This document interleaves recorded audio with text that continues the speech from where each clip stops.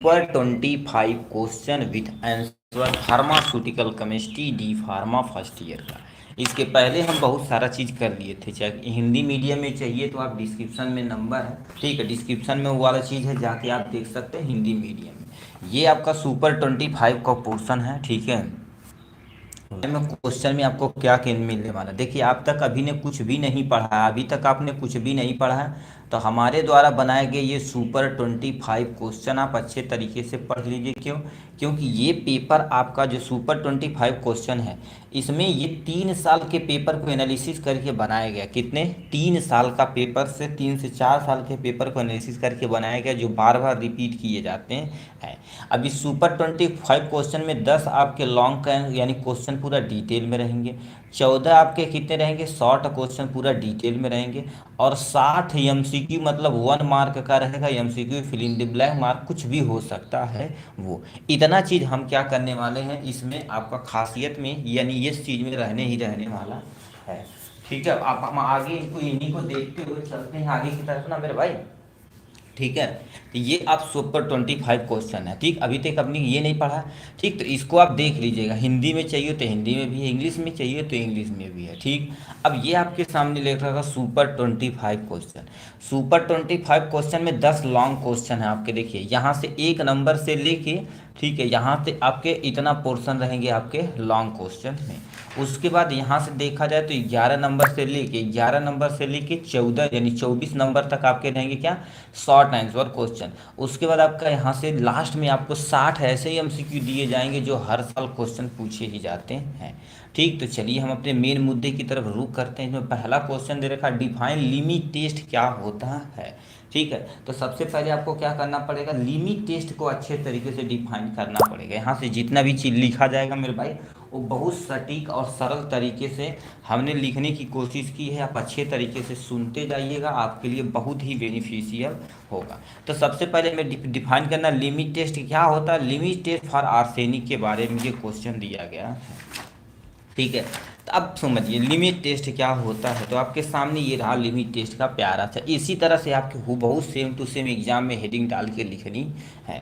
अब limit test क्या होता है, पहले मान लेते कोई आपको एक सब्सटेंट हम दे दें, ठीक। जैसे मान लीजिए कोई सोल्यूशन दे दें, तो इसमें बताओ कि क्या चीज़ प्रेजेंट है, तो आप कुछ बता नहीं पाएंगे, तो उसको टेस्ट करके हम बताएंगे, तो उसी को क्या बोलते हैं, ठीक है। कितना उसमें इम्प्योरिटी है, कितना क्या चीज़ है, कितना प्योरिटी है, सब कुछ हम टेस्ट करके जब बताएंगे उसी को क्या बोला जाएगा, लिमिट टेस्ट बोला जाएगा। तो क्या लिख रखा, limit test is the method for the testing the purity of a substance by the detecting and control all small यानी sorry small amount of impurity. कहने का मतलब क्या होता है, लिमिट एक तरह का ऐसा मेथड होता है, क्या होता है बाबू, मेथड होता है जिसमें प्योरिटी ऑफ सब्सटेंस यानी सब्सटेंस की क्या कर दी जाती है, प्योरिटी फाइंड की जाती है, ठीक है। और डिटेक्ट किया जाता है अथवा कंट्रोल किया जाता है उसमें कितनी इम्प्योरिटी है। क्यों? क्योंकि हमको इम्प्योरिटी पता चल जाएगी तो उसको हम तुरंत कंट्रोल कर देंगे। कहाँ से आई उसको थोड़ा सा हम क्या कर देंगे, देख लेंगे, ठीक है। तो उसी को क्या बोला जाता है मेरे भाई, लिमिट टेस्ट बोला जाता है, जो आपके सामने यहाँ दिया गया है। नेक्स्ट में तुम्हारे पास क्या लिखा, limit test are not based on numerical value. ये न्यूमेरिकल वैल्यू नहीं कि आप जैसे बोलेंगे 20 ग्राम इसमें इम्प्योरिटी है तो आप कैलकुलेट करके उसे निकाल देंगे, नहीं, इसे एक्सपेरिमेंटल वैल्यू है। और ये सब लिमिट टेस्ट हो गया और वॉल्यूमेट्रिक एनालिसिस हो गया, ये सब एक्सपेरिमेंटल बेस है। बार बार एक्सपेरिमेंट करेंगे उसके दौरान आपको बढ़िया से देखने को मिलेगा। तो ये तुम्हारे पास न्यूमेरिकल वैल्यू होती है। नेक्स्ट मैंने क्या लिखा, इट, ठीक है, sorry, in test we are perform the comparison between the standard solution and test solution. आपके पास 2 सोल्यूशन होना चाहिए, एक सिंपल सा, ठीक, एक पेज लाते हैं उसी पर करते हैं तो मज़ा आएगा, ठीक है। होता क्या है देखिए, हाँ हेलो भाई, ठीक है। ये देखिए होता क्या, मान लेते एक हमने क्या कर दिया, सिंपल ले लिया, और ये जो होता है बुक में ऑलरेडी लिखा होता है, इसको हम स्टैंडर्ड सोल्यूशन मानते हैं। एक ऐसे हम टेस्ट ट्यूब ले लेते हैं जिसे हम क्या बोलते हैं, टेस्ट सोल्यूशन बोलते हैं। क्या बोलते हैं बाबू, टेस्ट सोल्यूशन बोलते हैं। अब ये जो हमारे होता है ना, तो ये बुक में तथा बड़े बड़े साइंटिफिक यानी तुम्हारे पास टीचर के द्वारा ऑलरेडी ये करके रखा होता है स्टेप बाय स्टेप कैसा। इसी के दौरान मतलब इससे मिलते जुलते आपको टेस्ट सोल्यूशन करना पड़ेगा। लास्ट में आपको क्या करना पड़ेगा, यहाँ से ये क्या हो रहा है भाई, ठीक है, यहाँ से आपको कंपेयर करना पड़ेगा, ये दोनों सोल्यूशन लगभग लगभग सेम है तो ये पास हो, नहीं तो इतना फेल हो जाएगा। तो वही लिख रखा है इसमें, कंपेरिजन बीच में एक स्टैंडर्ड वैल्यू होती है, एक टेस्ट सैंपल होता है, दोनों को कंपेरिजन करेंगे as a performing test. Test के बाद आप अच्छे से परफॉर्म करेंगे, देखेंगे, तो उसी को लिमिट टेस्ट बोला जाता है। अब लिमिट टेस्ट काहे की जाती, क्यों इंपॉर्टेंट, क्या जरूरी है लिमिट टेस्ट करना, क्यों, इसे देखिए इंपॉर्टेंट ऑफ लिमिट टेस्ट, दूसरी हेडिंग। अब इसमें क्या होती है, finding out the quantity of the harmful impurity, मतलब हमारा जो सिंपल लिए हुए हैं उसमें कितनी क्वांटिटी में, 1 ग्राम 2 ग्राम 4 ग्राम, पॉइंट में कितना ग्राम है, कितना हार्मफुल इम्प्योरिटी प्रेजेंट है, उसको डिटेक्ट करने के, उसको जानने के लिए हम लिमिट टेस्ट करते हैं। ठीक, नेक्स्ट पॉइंट में क्या लिखा, फाइंडिंग आउट द, ठीक है, finding out the quantity of the available, यानी इम्प्योरिटी, ठीक है, मतलब क्या, कितनी अमाउंट में, देखो क्वांटिटी कितना उसमें पाया जाता है, वही चीज़ यहाँ पर भी लिखा हुआ है। नेक्स्ट में, limit test are define amount of impurity, बताता है ये कितनी अमाउंट में इम्प्योरिटी प्रेजेंट है, which are present in the sample, यानी गिवन सिंपल, मतलब जो आपको सिंपल दिया गया उसमें कितनी अमाउंट में इम्प्योरिटी प्रेजेंट है। ठीक है, हमें तो पता चल गया चलो हार्मफुल इम्प्योरिटी है, कितनी अमाउंट में प्रेजेंट है, उसको डिटेक्ट करने के लिए, उसको यानी कि देखने के लिए हम क्या कर देते हैं, लिमिट टेस्ट करते हैं। ओवरऑल देखा जाए तो तुम्हारे पास क्या होता है, limit test are the help in the purity and clarity of solution, मतलब ये क्या कर देता है, कोई सब्सटेंस का कितना प्योर है कितना क्लीन है उसको फाइंड करने के लिए, उसे डिटेक्ट करने के लिए लिमिट टेस्ट किया जाता है। ठीक, ये हो गया लिमिट टेस्ट क्या है, जरूरी होता है। ठीक, लिमिट टेस्ट क्या होता है, लिमिट टेस्ट इंपॉर्टेंट हो, हमारे सिलेबस में टोटल इतने हमारे पास लिमिट टेस्ट हैं, क्या है बाबू, इतने हमारे पास हैं। ठीक, जैसे तुम्हारे पास limit test in our syllabus, सबसे पहले लिमिट टेस्ट फॉर क्लोराइड होते हैं, लिमिट टेस्ट फॉर सल्फेट होते हैं, लिमिट टेस्ट फॉर आयरन होते हैं, limit test for heavy metal होते हैं, लिमिट फॉर आर्सेनिक होते हैं, इतने तुम्हारे पास लिमिट टेस्ट होते हैं हमारे सिलेबस में जो दिए गए हैं। ठीक है, ये हो गया आपके बारे में। अब एक किसी लिमिट टेस्ट को, और देखना जो स्टार लगाएगा ना ये सभी इंपॉर्टेंट है, तो लिमिट टेस्ट आप आर्सेनिक को आप अच्छे तरीके से पढ़ लीजिएगा, इसमें जो इक्विपमेंट उपयोग होता है उसका भी नाम बड़ी जरूरी होता है। ठीक है, तो यहाँ पर क्या लिख रखा है, लिमिट टेस्ट फॉर आर्सेनिक, जैसे क्वेश्चन में हमसे देखिए, क्वेश्चन में क्या पूछा था, लिमिट टेस्ट क्या होता है, लिमिट टेस्ट फॉर आर्सेनिक को डिफाइन करना, तो हमने लिमिट टेस्ट बता दिया। अब आते हैं लिमिट टेस्ट फॉर आर्सेनिक पे। अब इसमें देखिए कोई भी लिमिट टेस्ट है तो आपको 3-4 चीज़ लिखनी है। सबसे पहले वो किस प्रिंसिपल पे वर्क करता, कौन सा ऑपरेटर्स, ऑपरेटर्स देखा जाए नहीं प्रयोग करेंगे तभी कोई टेंशन नहीं है, केवल लिख देंगे आप लिमिट टेस्ट में क्या क्या प्रयोग करा, बस उतना हो जाएगा। प्रोसीजर, किस स्टेप बाय स्टेप क्या कर देते हैं उसको करते हैं, उसको उसका रिजल्ट एक्चुअल में रियलिटी में होता क्या, उसको बस इतना ही काम हो जाएगा। ठीक है, तो सबसे पहले प्रिंसिपल पे चलते हैं, याद रखना बहुत ही सटीक तरीके से ये प्रिंसिपल होता, जितना ये चाहे आप केमिकल रिएक्शन याद करके थ्योरी लिख दिए, चाहे थ्योरी याद के केमिकल रिएक्शन लिख दिए, बस काम हो जाएगा। सबसे पहले क्या कर देते हैं, principle of limit test for arsenic is based on the fact that arsine is the arsenious state, मतलब क्या होगा, सबसे पहले क्या कर देते हैं, आर्सेनिक एसिड लेते हैं, क्या कर देते हैं, देखिए आर्सेनिक एसिड ले लिए, इसका रिडक्शन कराए, रिडक्शन मतलब किसी भी कंपाउंड में हाइड्रोजन का जुड़ना, ऑक्सीजन का निकलना क्या कहलाता है, यानी रिडक्शन कहलाता है। तो आर्सीन को सबसे पहले किस में कन्वर्ट किया जाता है, आर्सीनस स्टेट में। देखिए आर्सीन का रिडक्शन करवा दिए, क्या बन गया, आर्सीनस एसिड बन गया। अब इस आर्सीनस एसिड का पुनः रिडक्शन करा दिया जाता, तो क्या लिखा है, easily reduce into the arsine gas, देखो पुनः इसका क्या करिए, रिडक्शन करा दिया गया, ये आपके सामने आर्सीनस एसिड हो गया, इसको रिडक्शन करा दिया, देखो रिडक्शन कराए तो आर्सीन गैस बन गया। ठीक, इस आर्सीन गैस को मरकरी क्लोराइड के साथ अपक्रिया करा दोगे, तुम्हारे पास यदि येलो कलर का आएगा, पीला कलर का स्पॉट आएगा तो समझो आर्सीन प्रेजेंट है, नहीं तो एब्सेंट है। अब ये जो देखिए उसे दोबारा सबसे पहले पढ़िए करें।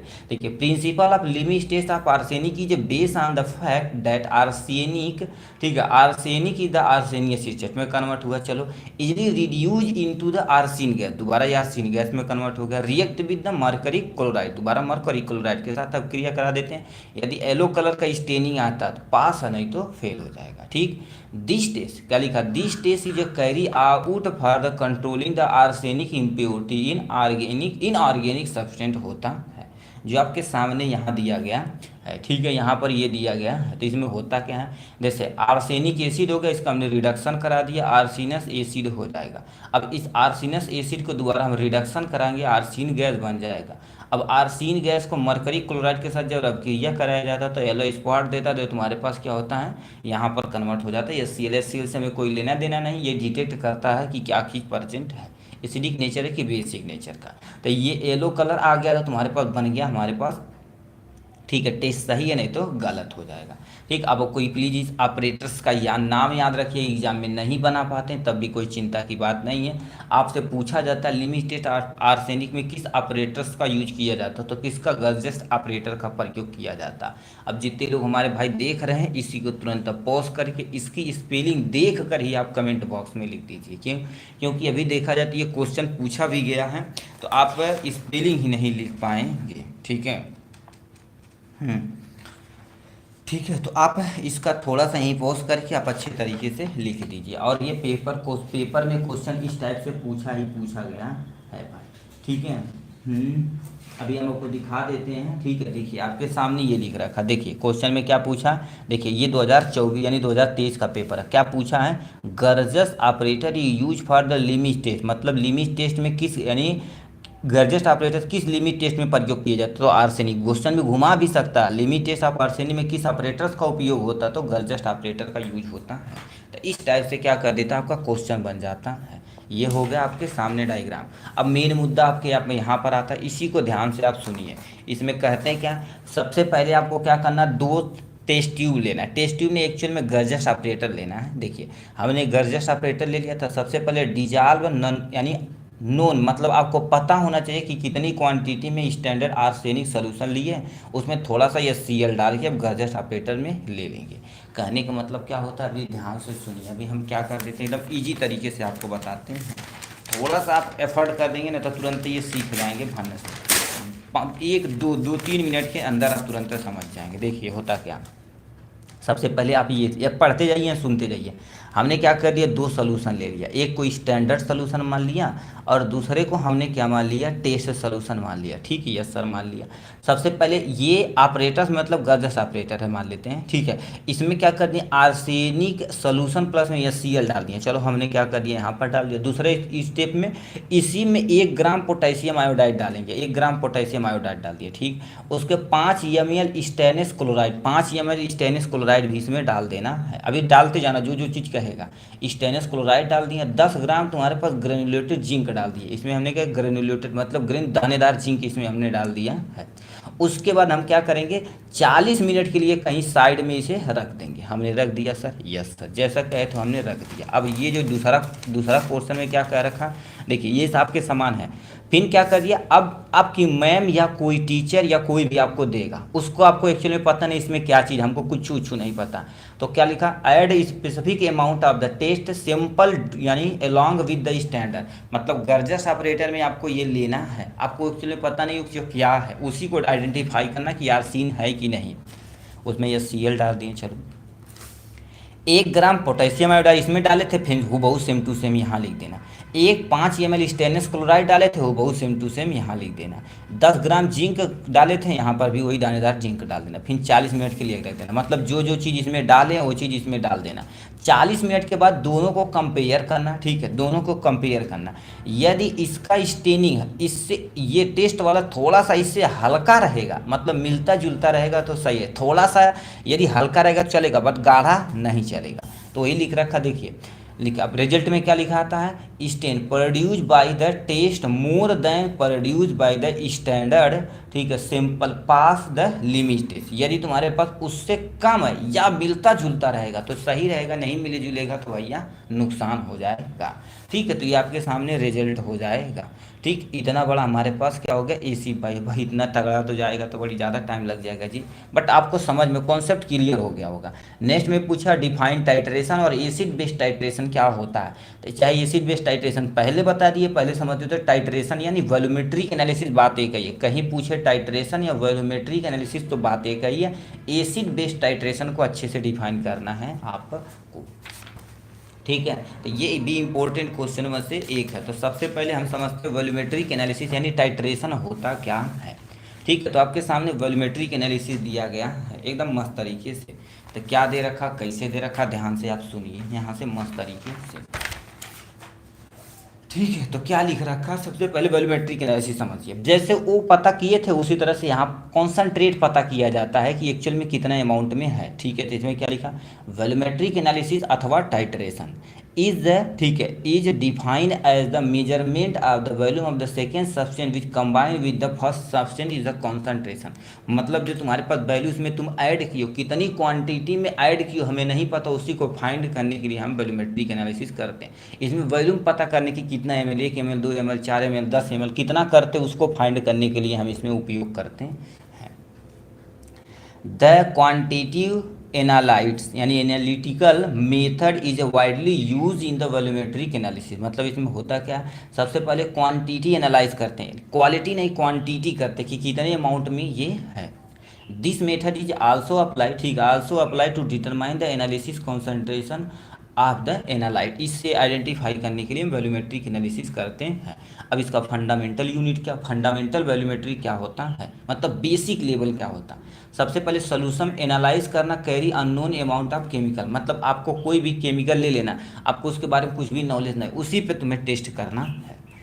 In the presence of indicator, indicator क्यों लगाते हैं कि कोई भी केमिकल लिए हैं तो एसिडिक बेचर, एसिडिक नेचर है कि बेसिक नेचर का, किस नेचर का, उसको आइडेंटिफाई करने के लिए करते हैं। अन्न यानी लिखा है concentrator react with the chemical unknown amount so of the end point. मतलब जब लास्ट में हमको पता चलेगा एक्चुअल में ये कितना अमाउंट में आया हुआ, तो उसको आइडेंटिफाई करने के लिए हम क्या कर देते हैं, वॉल्यूमेट्रिक एनालिसिस करते हैं। Titration measure the volume with the complete A reaction between the solution and reagent. मतलब ये टाइट्रेशन जो होता है वॉल्यूम को मेजरमेंट करने के लिए होता है किसके में, सॉल्यूशन और रिएजेंट के बीच में। मोल फ्रैक्शन, ठीक है, is the equation determine the amount of unknown chemical is the specific volume of solution होता है। कहने का मतलब क्या कर देते हैं, ये सिंपली देखा जाए, ठीक है, सिंपली ऐसे नॉर्मल देखा जाए तो क्या कर रखे हैं, डिटरमाइन करने के लिए कि अननोन अमाउंट में कितना वॉल्यूम कॉन्सेंट्रेशन सही है किसी सोल्यूशन में, ठीक, उसको आइडेंटिफाई करने के लिए हम करते हैं। ठीक है, तो ये हो जाएगा। अब प्रोसीजर कैसे करते हैं आपके सामने यहाँ दिया गया है प्रोसीजर में। ठीक है, तो प्रोसीजर कैसे दिया गया, आप ध्यान से समझिए यहाँ से प्रोसीजर कैसे दिया गया है। ठीक है, प्रोसीजर में क्या दे रखा है, सबसे पहले एक टिपिकल एन यानी titration should be start with the beaker. हमने बीकर से इसलिए करते हैं उससे हमें आइडेंटिफाई हो जाता है कि एक्चुअल में कितना अमाउंट में हमने लिखे। Beaker contain the provide volume of analyte या प्लस में स्मॉल अमाउंट ऑफ इंडिकेटर। मतलब हम क्या कर देते हैं, एक बीकर में जो चीज़ हमें लेना रहता है जिससे आइडेंटिफाई करना कितना वॉल्यूम है उसको लेंगे और स्मॉल अमाउंट में थोड़ा सा इंडिकेटर लेंगे। ठीक, फिर क्या लिखेंगे, सोल्यूशन डेट यानी need of the analyse should be specific weight. अब तुम सोच सकते हो कितना मटेरियल जो तुम ले रहे हो क्या होगा, प्लस माइनस 0.0001 ग्राम भी ले रहे हो उसको भी डिटेक्ट करने के लिए रिक्वायरमेंट होती है। क्यों, क्योंकि यहाँ पर तुम दवाइयाँ बना रहे हो। अब तुम सोचो जो दवाइयाँ नीड वगैरह के तो 0.025 mg होती है ना, मिलीग्राम में चल जाती, तो बताओ ये मिलीग्राम हो जाएगा। उतना आइडेंटिफाई करने के लिए उसको भी वेटिंग करना जरूरी होता है, थोड़ा सा दिक्कत हो जाएगा तगड़ा। It is important to choose right kinds of the material such which of the analysis obtained from the accurate result। मतलब इसको आइडेंटिफाई इसलिए किया जाता है कि जो हमारे पास वॉल्यूम आए एक्यूरेट आए और उसी के अनुसार हम अपना काम कर पाएँ। ठीक है, तो ये हो गया वॉल्यूमेट्रिक एनालिसिस फंडामेंटल प्रोसीजर। अब हमारे सिलेबस में तुम्हारे पास कौन कौन टाइट्रेशन है यानी टाइट्रेशन है, तो एसिड बेस्ड टाइट्रेशन हमारे लिए ज़रूरी है। इसमें दो इंपॉर्टेंट है, एक तुम्हारे पास ये वाला और एक रेडॉक्स होता है ग्रामेट्रिक एनालिसिस। ये टाइप में क्वेश्चन पूछा जाता है, तो हम इसमें डिफाइन करते हैं, ठीक है, किसको, एसिड बेस्ड टाइट्रेशन को। तो आपके सामने ले रखा है एसिड बेस्ड टाइट्रेशन के बारे में। अब ये गुरुदेव क्या होता है, अब समझिए एसिड क्या होता है। एसिड को जानने के लिए, बेस को जानने के लिए बस यही किया जाता है। एसिड बेस्ड टाइट्रेशन ये use for the analysis the unknown concentration of acid and base quantitatively. मतलब क्या होगा, कोई सोल्यूशन आपको दे दिया जाए तो उसमें कितना अमाउंट में एसिड है कितना अमाउंट में बेस है ये हमको पता नहीं, उसको आइडेंटिफाई करने के लिए हम क्या कर देते हैं, एसिड बेस्ड टाइट्रेशन का उपयोग करते हैं। और एक किस प्रिंसिपल पे काम करते हैं, न्यूट्रलाइजेशन रिएक्शन पे। तो लिखा the principle of acid based titration is base on the neutralisation reaction occurring between the acid और बेस। और एसिड और बेस कभी भी रिएक्शन करते तो उस रिएक्शन को न्यूट्रलाइजेशन रिएक्शन बोलते हैं।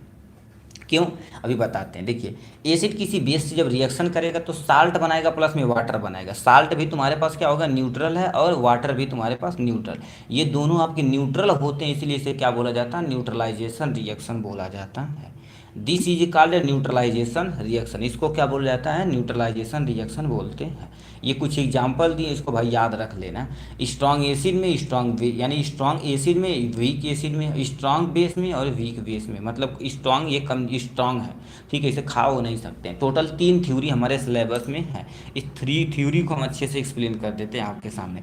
एसिड बेस टाइट्रेशन को आइडेंटिफाई करने के लिए 3 वैज्ञानिकों ने थ्योरी दी, बहुत सारे वैज्ञानिकों ने, ठीक है। अब यहाँ से देखियो, आर्हीनियस थ्योरी होती है, ब्रूनेस्टेलौरी थ्योरी होती है और लेविस थ्योरी होती है, ठीक है। हेलो भाई, तो ये 3 थ्योरी के बारे में हम थोड़ा थोड़ा एक्सप्लेन कर देते हैं। पहला थ्योरी आपके सामने आता है तुम्हारे पास, आर्हीनियस थ्योरी। अब ये एसिड के बारे में, ये वैज्ञानिक थे आर्हीनियस, ठीक है। प्लीज पास करा दो भाई, ऐसा पढ़ोगे तो पास हो जाओगे भाई, टेंशन उसकी ना लीजिए।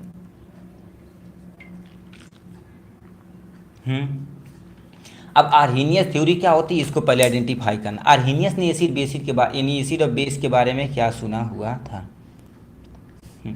अकॉर्डिंग टू दिस थ्योरी, ठीक है, एसिड ये क्या करते हैं, एसिड ऐसे सब्सटेंस होते हैं जो पानी में डालने पर हाइड्रोजन आयन देते हैं। बस इतना काम कर दिए थे, ठीक है, ये हो जाएगा।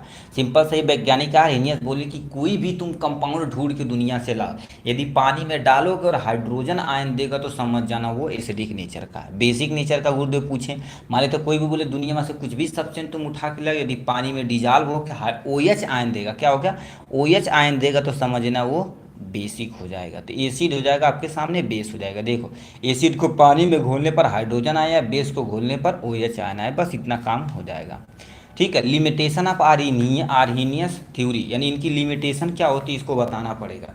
This theory fail in the elaborated the acidic तथा basic property of a substance, जिसे हम नॉन एक्वस सोल्यूशन बोलते हैं। कहने का मतलब क्या होती है, ये देखा जाए कुछ ऐसे सोल्यूशन होते हैं जो पानी में घुलवा नहीं करते, तो इनकी थ्योरी वहाँ पर भी फेल हो जाती है।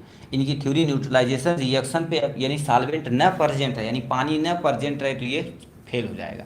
तब कहें भाई तुम तो हटो भाई, तुम्हारी दिक्कत है, तो कहा गया ब्रोस्टेन-लॉरी थ्योरी आए।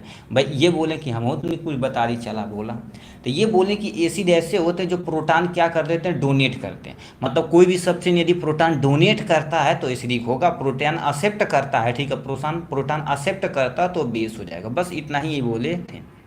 इनके अकॉर्डिंग एसिड क्या होते हैं, एसिड प्रोटॉन डोनर होते हैं और बेस क्या होते हैं, प्रोटॉन एक्सेप्टर होते हैं। फिर इनको भी क्या कर दिया वैज्ञानिकों ने, ट्रोल किया, अभी भी फेल हो गए। बोले कि माने तो कोई ऐसा कंपाउंड है, ठीक है, जिसके पास प्रोटीनिक यानी प्रोटॉनिक नेचर का है, ये नहीं है, तो कहे भैया नमस्ते, हम नहीं बता पाए। तो लिखा commonly should be acid are the proteinous in nature but some are not. मतलब कुछ ऐसे होते हैं एसिडिक, ठीक है, एसिड होते हैं जो प्रोटीन नेचर के नहीं होते, तो उस पर इनका रूल अप्लाई नहीं होता। They are the many acid, बहुत सारे एसिड होते हैं जो केमिकल रिएक्शन, ठीक है, केमिकल रिएक्शन में प्रोटॉन का ट्रांसफर ही नहीं करते। हम कार्बन नहीं करेंगे, लोग क्या कर लोगे, तब भी इनकी थ्योरी वहाँ पर फेल हो जाती है। तो इनकी थ्योरी फेल हुई, तब आ गए हमारे पास लेविस थ्योरी। भाई हमारे पास कौन आ गए, लेविस जी आ गए। लेविस जी क्या बोले कि जो तुम्हारे पास जो वो बोले थे उसी को थोड़ा सा ये मॉडिफाई कर दिए थे। वो प्रोटॉन वोटॉन बोले थे, इलेक्ट्रॉन बोल दिए।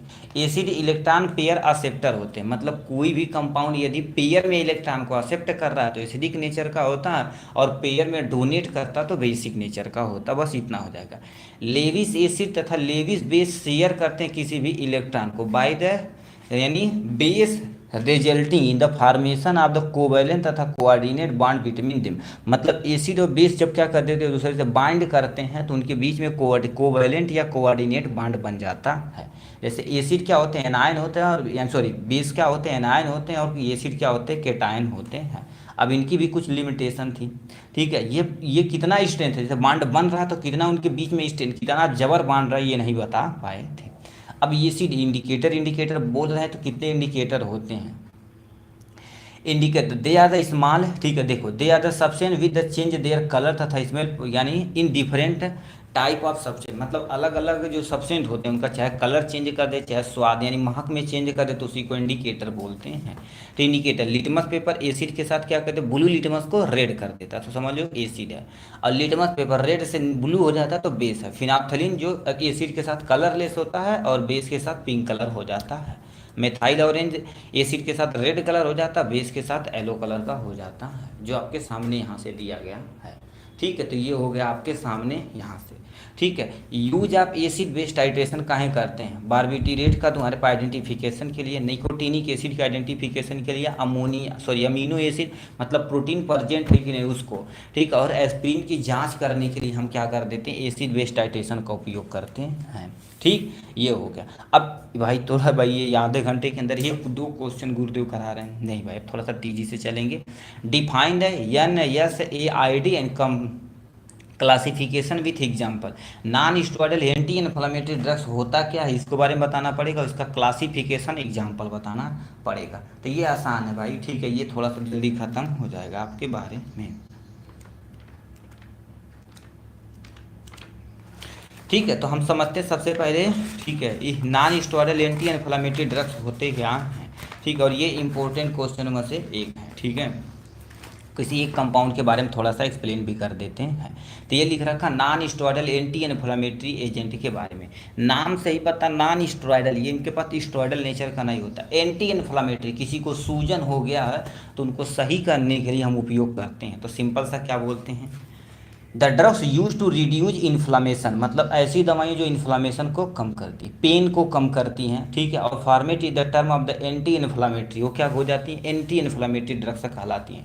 अब ये करते क्या क्या? पेन को सबसे पहले कम करेंगे, फीवर को भी क्या कर देंगे? ये कम करेंगे, इन्फ्लामेशन को कम करेंगे। तो ये सब जो दवाइयाँ ये सब कम करती हैं उसको हम इसी कैटेगरी के अंतर्गत रख देते हैं। इसका फुल नेम भाई याद रखना, non steroidal anti inflammatory drugs के बारे में। ठीक, द डिफिनेशन हो गया। अब हम आ जाते हैं कि इस पे क्लासिफिकेशन के बारे में। 3 में क्लासिफिकेशन किया गया। सबसे पहला नॉन सेलेक्टिव कोक्स इनहिबिटर में अंतर्गत आता है। 1-2 एग्जाम्पल याद रखिएगा। सेलेक्टिव कोक्स इनहिबिटर यानी कोक्स 2 इनहिबिटर आते हैं। Analgesic antipyretic with poor anti inflammatory action में पैरासीटामॉल आते हैं। कौन कौन? नॉन स्टेरॉयडल एंटी इन्फ्लामेटरी में तुम्हारे पास नॉन सेलेक्टिव कोक्स इनहिबिटर आते हैं और सेलेक्टिव कोक्स 2 इनहिबिटर आते हैं। Analgesic antipyretic with the poor anti inflammatory action में ये दवाइयाँ आती हैं। तो इसमें पहला एग्जाम्पल तुम्हारे पास एस्पिरिन हो गया, इबुप्रोफेन हो गया, डाइक्लोफेनेक हो गया, मेफनामिक एसिड हो गया, साइक्लोफेनेक हो गया। ये इसके एग्जाम्पल होते हैं। सेलेक्टिव कोक्स 2 इनहिबिटर में तुम्हारे पास क्या हो जाएगा? सोलोक्सकोबी हो जाएगा और मेलासिकैम हो जाएगा। और एनाल्जेसिक एंटीपायरेटिक में तुम्हारे पास, एनाल्जेसिक मतलब ये दर्द में भी काम आते हैं, एंटीपायरेटिक किसी को बुखार है उसमें भी काम आते हैं, पुअर एंटी इन्फ्लामेटिक किसी को थोड़ा बहुत सूजन है तो उसमें भी ये काम कर जाएंगे। कौन? पैरासीटामॉल, जो गाँव में सोच लो हर एक बंदे का फेवरेट दवाइयाँ हैं।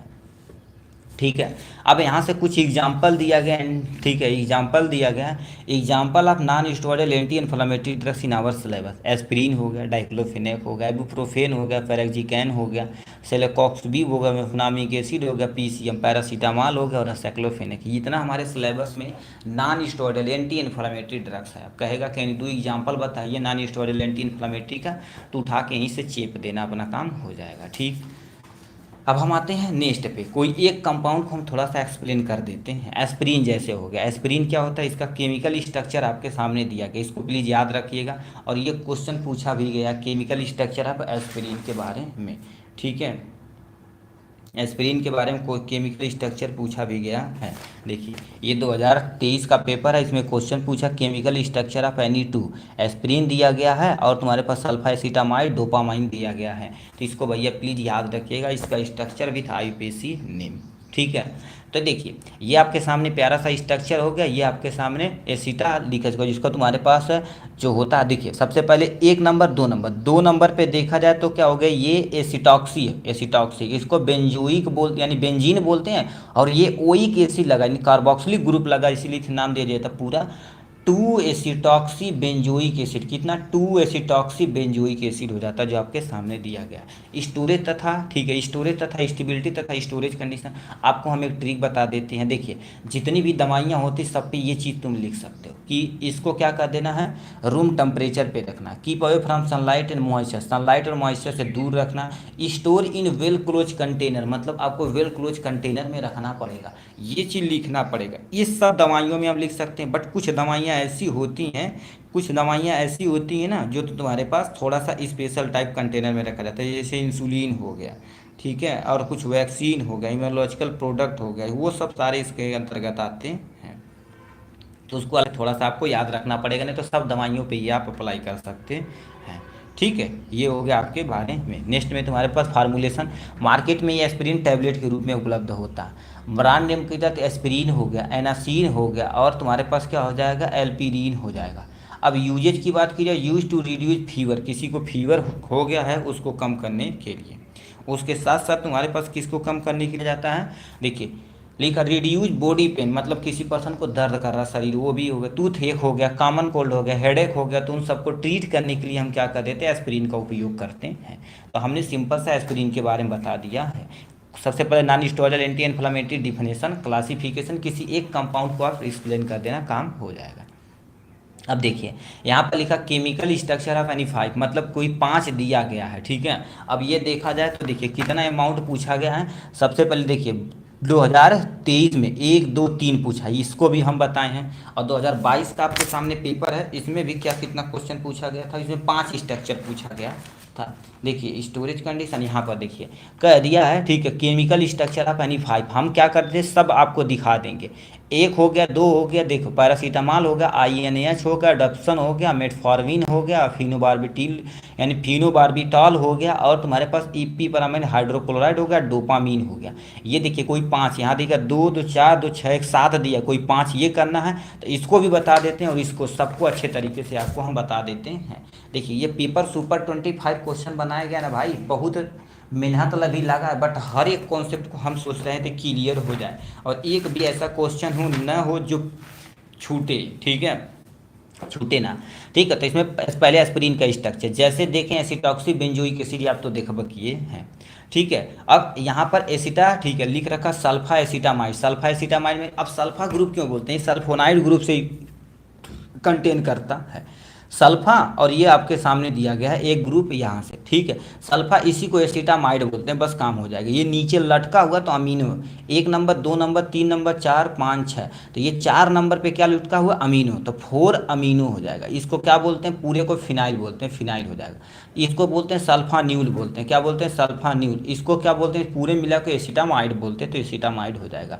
तो 4 अमीनो फिनाइल, फिनाइल हो जाएगा, 4 अमीनो फिनाइल हो जाएगा, सल्फान्यूल एसिटामाइड हो जाएगा इसका आंसर। इसका डोपामीन का स्ट्रक्चर यहाँ से गुरु देख लेते हैं, ये डोपामीन हो जाएगा।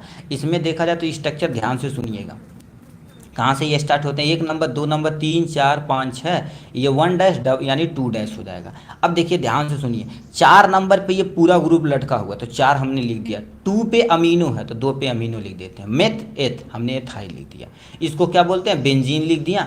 1 नंबर तथा 2 नंबर पे एक एल्कोहल ग्रुप, यहाँ एक एल्कोहल ग्रुप में एल्कोहल के लिए ओल का प्रयोग करते हैं, तो 1, 2 डाई ऑल हो जाएगा, जो आपके सामने आईयूपीएसी नेम दिया गया। और भी स्ट्रक्चर था, उसको भी हम अच्छे तरीके से इसी में देख लेते हैं, जो इम्पोर्टेंट है उसको हमें देखना ही देखना पड़ेगा। जैसे पैरासीटामॉल हो गया, ठीक है, पैरासीटामॉल हो गया तुम्हारे पास। अभी ये प्यारा सा पैरासीटामॉल का स्ट्रक्चर हो गया, ठीक। पैरासीटामॉल याद रखिए, ये इंपॉर्टेंट है, ठीक है। तो यहाँ पर क्या होगा, सबसे बेंजीन ग्रुप लगाएं, OH ग्रुप में नहीं, एल्कोहल ग्रुप हमने यहाँ लगा दिया, यानी H2 ग्रुप लगा दिया, ये कार्बोक्सिलिक ग्रुप लगा दिया यहाँ पर, मतलब CH3 तुम्हारे पास है। तो क्या लिखा है, यन पे देखा जाए तो ये लटका हुआ, तो यन पे हाइड्रोक्सी फिनाइल हो जाएगा, यहाँ पे हाइड्रोक्सी फिनाइल, इसी को क्या बोलते हैं, एसिटामाइड बोलते हैं। अभी देखें ना उसमें एसिटामाइड आपके सामने हो जाएगा। मेटफॉर्मिन का प्यारा सा स्ट्रक्चर, इसमें कुछ रिंग फिंग कुछ नहीं है, तो ये आसान है। यन पे देखा जाए तो एक मेथाइल ग्रुप इधर, एक मेथाइल ग्रुप यहाँ, 1 2 3 4 5 नंबर पे, ठीक है। एक प्लस में तुम्हारे पास HCl लटका हुआ। तो देखा जाए तो 1, 1 2 डाई, यहाँ पर डाई एक्चुअल में होना चाहिए, डी नहीं होना चाहिए, डाई होना चाहिए, ठीक है। ये आप डाई लगा दीजिएगा, डाई मेथाइल हो जाएगा, मेथ मेथ तो मेथाइल हो जाएगा। बिग्नोइड हो जाएगा हाइड्रोक्लोराइड, इसको पूरे को क्या बोलते हैं, बिग्नोइड बोला जाता है, उसको HCl को हाइड्रोक्लोराइड बोला जाता है। INH मतलब जिसे हम क्या बोलते हैं, आइसो निकोटीना हाइड्राजीन बोलते हैं, जो आपके सामने दिया गया है। ये तुम्हारे पास इसको पिराइडीन 4 कार्बो, ठीक है, कार्बोहाइड्राजीन हो जाएगा, जो आपके सामने दिया गया है। 4 मतलब 1 हो जाएगा यहाँ से, ठीक है, चल ही नहीं रहा, ठीक है। ये 1 हो जाएगा, ये 2 हो जाएगा, ये 3 हो जाएगा, 4 पे ये लटका हुआ है, तो आपके सामने यहाँ पर हो जाएगा, ठीक। तो इस तरह से देखा जाए तो हमने स्ट्रक्चर भी अच्छे तरीके से देख लिया है, ठीक, नेक्स्ट में तुम्हारे पास आ जाते हैं, ये का क्वेश्चन में दिया है popular brand name of any five, मतलब ये कितना दिया, छः, तीन तीन छः दिया, किसी का पांच का पॉपुलर ब्रांड नेम लिख देना। और ये भी क्वेश्चन देखिए 2024 में, 2022 में भी पूछा गया, 23 में। ये देखिए 2022 का पेपर है ना, तो इसमें क्या दिया है, right the popular brand name of any five. ये तुम्हारे पास इतनी सारी दवाइयाँ दी गई हैं, इनका तुम्हें ब्रांड नेम लिखना पड़ेगा। तो ब्रांड नेम आपको बता देते हैं, देखिए चाहे बुक से याद रखिए चाहे नेट से याद रखिए, आप ब्रांड नेम कहीं से याद रख सकते हैं, कोई टेंशन नहीं है। फुरसामाइड दे रखा है, सल्बूटामॉल दे रखा है, उसके बाद डाइजा, ठीक है, क्या दे रखा है, डाइजापाम दे रखा है। उसके बाद हमारे पास देखा जाए तो क्या होगा, रेमसिविर दे रखा है, और क्या है, ओफ्लाक्सासिन और डाइक्लोफेनेक दे रखा है। तो इन्हीं का ब्रांड नेम लिखना है। तो आपको दोबारा हम बता देते हैं, ब्रांड नेम चाहे ये लिखिए, चाहे आप नेट्स पे सर्च करिए, चाहे किसी आप मेडिकल स्टोर पे काम करते हैं आपको पता है तो वो लिख सकते हैं। क्यों? क्योंकि एक दवाइयाँ का कईयों कंपनियाँ अल्टरनेट बना रही हैं प्रेजेंट टाइम में, ठीक है। तो फुरसामाइड का तुम्हारे पास लैसिक जो सबसे ज़्यादा उपयोग किए जाने वाली दवाई एक है, फ्यूरोवेल आता है, और उसके बाद तुम्हारे पास यानी लिखा है फेरासिक्स आता है। ये तुम्हारे पास दो तीन दवाइयाँ, ठीक है, ब्रांड नेम दी गई हैं। पैरासीटामॉल का तो भर भर के आप लिख सकते हैं, कालपाल हो गया, डोलो हो गया, और तुम्हारे पास क्या हो गया, पेल्सिन हो गया, और तुम्हारे पास एंडीमोल हो गया आपके सामने। सल्बूटामॉल में तुम्हारे पास एक्सैक्टली लिखा है, एस्को एयर आता है, और तुम्हारे पास ग्रीथॉल आता है, और आस्थालीन आता है, जो हमारे पास अस्थमा के ट्रीटमेंट में उपयोग किया जाता है। कोट्रामाजोल देखा जाए तुम्हारे पास क्या लिख रखा, केने ट्रैक्स आता है, यानी क्लोप्सी आता है, और कैंडिड भी आता है। डाइजापाम देखा जाए तुम्हारे पास वेलियम आता है, डाइस-5 के नाम से आता है, जेपाडिक के नाम से आता है, ठीक है। क्लोरोफेनिकॉल में देखा जाए, अभी क्लोरोफेनिकॉल जो आंख में पेंसिलिन डाला है छोटा छोटा होता वो, ठीक है। पैरेक्जिन 500 आता, एमजी मत लिखिएगा, यहाँ पर भूल से लिख दिए बट एमजी मत लिखिएगा, ठीक है, क्योंकि एमजी अलग अलग हो सकता है, किसी का 100 एमजी 200 500 डोजिंग पे डिपेंड करता है। लिख रखा क्लोरवाइस के नाम से आ जाता, क्लोरवेल के नाम से भी आता है। रेमसिविर देखा जाए जो सबसे ज़्यादा कोरोना में प्रयोग किया जाता था। इसमें क्या हो गया, लेकरलैरी, यानी क्या होगा, वेकलैरी हो गया, और क्या होगा, कोविफर हो गया, और तुम्हारे पास नेक्स्ट में ठीक है, ये तुम्हारे पास क्या हो जाएगा, सिप्रीमी हो जाएगा। ओफ्लाक्सासिन में तुम्हारे पास क्या हो जाएगा, ओफ्लाक्स हो जाएगा, जेनफ्लॉक्स हो जाएगा, तुम्हारे पास फ्लॉक्सिकेयर हो जाएगा। तो ये सब दवाइयाँ इसके अंतर्गत आती हैं, ठीक। तो पॉपुलर ब्रांड नेम ये हो गया है। अब इसका यदि पीडीएफ चाहिए तो डिस्क्रिप्शन में नंबर दिया गया, ओनली फॉर 30 रुपीज़ प्राइस है, चाहे इंग्लिश में मंगाइए चाहे आप हिंदी में मंगाइए, कोई एक आप मंगा सकते हैं, ठीक है। तो नेक्स्ट में छठा नंबर क्वेश्चन क्या पूछा है, right short note on the tropical agent क्या होता है, या ट्रॉपिकल एजेंट को एंटी माइक्रोबियल एजेंट के नाम से भी जानते हैं, ठीक है। तो इसको, ये तुम्हारे पास छठा नंबर क्वेश्चन। अब इधर थोड़ा सा तेजी से चलेंगे क्योंकि आप रफ्तार पकड़ लिए हुए हैं, ठीक है, ठीक। तो ये आपके सामने एंटी माइक्रोबियल एजेंट दिया गया है, ठीक है। एंटी माइक्रोबियल एजेंट क्या होता है, जैसे अभी हम मान लेते हैं कहीं घाव लग गया तो उसको साफ सफाई रखने के लिए ट्रॉपिकल एजेंट अथवा एंटी माइक्रोबियल एजेंट का उपयोग करेंगे। लिखा, those chemical which that are use to kill या inhibit the growth of the micro organism, bacteria होगा, फंजाई होगा, protozoa, are known as anti microbial agent. इसे क्या बोलते हैं, एंटी माइक्रोबियल एजेंट बोलते हैं। एंटी माइक्रोबियल सब्सटेंस लाइक तुम्हारे पास disinfectant are generally use to clean non living object. ये मोस्टली देखा, लिविंग नॉन लिविंग मतलब समझते हो, कहीं आपको घाव लग गया तो उस एरिया में देखेंगे पूरा जो टिश्यू होता है रैप्चर हो जाता है, जो सड़न पैदा करता है, तो उसको साफ करने के लिए एंटी माइक्रोबियल एजेंट का प्रयोग करते हैं। तो इसे इतने में कैटेगराइज किया गया, एंटीसेप्टिक होता है, डिसइंफेक्टेंट होता है, एंटी बैक्टीरियोस्टैटिक होता है, जर्मीसाइड्स होते हैं। तो अब इसको थोड़ा थोड़ा हम यहाँ पर नीचे दिए गए हैं, ठीक है। अब ये किसी एक कंपाउंड को आप अच्छे से एक्सप्लेन देना। सबसे पहले एंटीसेप्टिक क्या होता है, एंटीसेप्टिक का डिफाइंड है तुम्हारे पास सब, ठीक है, डिस्ट्रैक्शन और inhibit the micro organism living tissue, मतलब हमारे शरीर के ऊपर लिविंग टिश्यू है, अब वो कहीं एक, ठीक है, कहीं इन्फेक्शन हो रहा है, ठीक है, या माइक्रो ऑर्गेनिज्म कहीं ग्रो कर रहा है, उसे डिस्ट्रैक्ट कर देगा, उनके ग्रोथ को खत्म कर देगा, या उसको क्या बोलते हैं, एंटीसेप्टिक बोला जाता है। क्या बोलते हैं उसको, हम एक्चुअल में एंटीसेप्टिक बोला जाता है,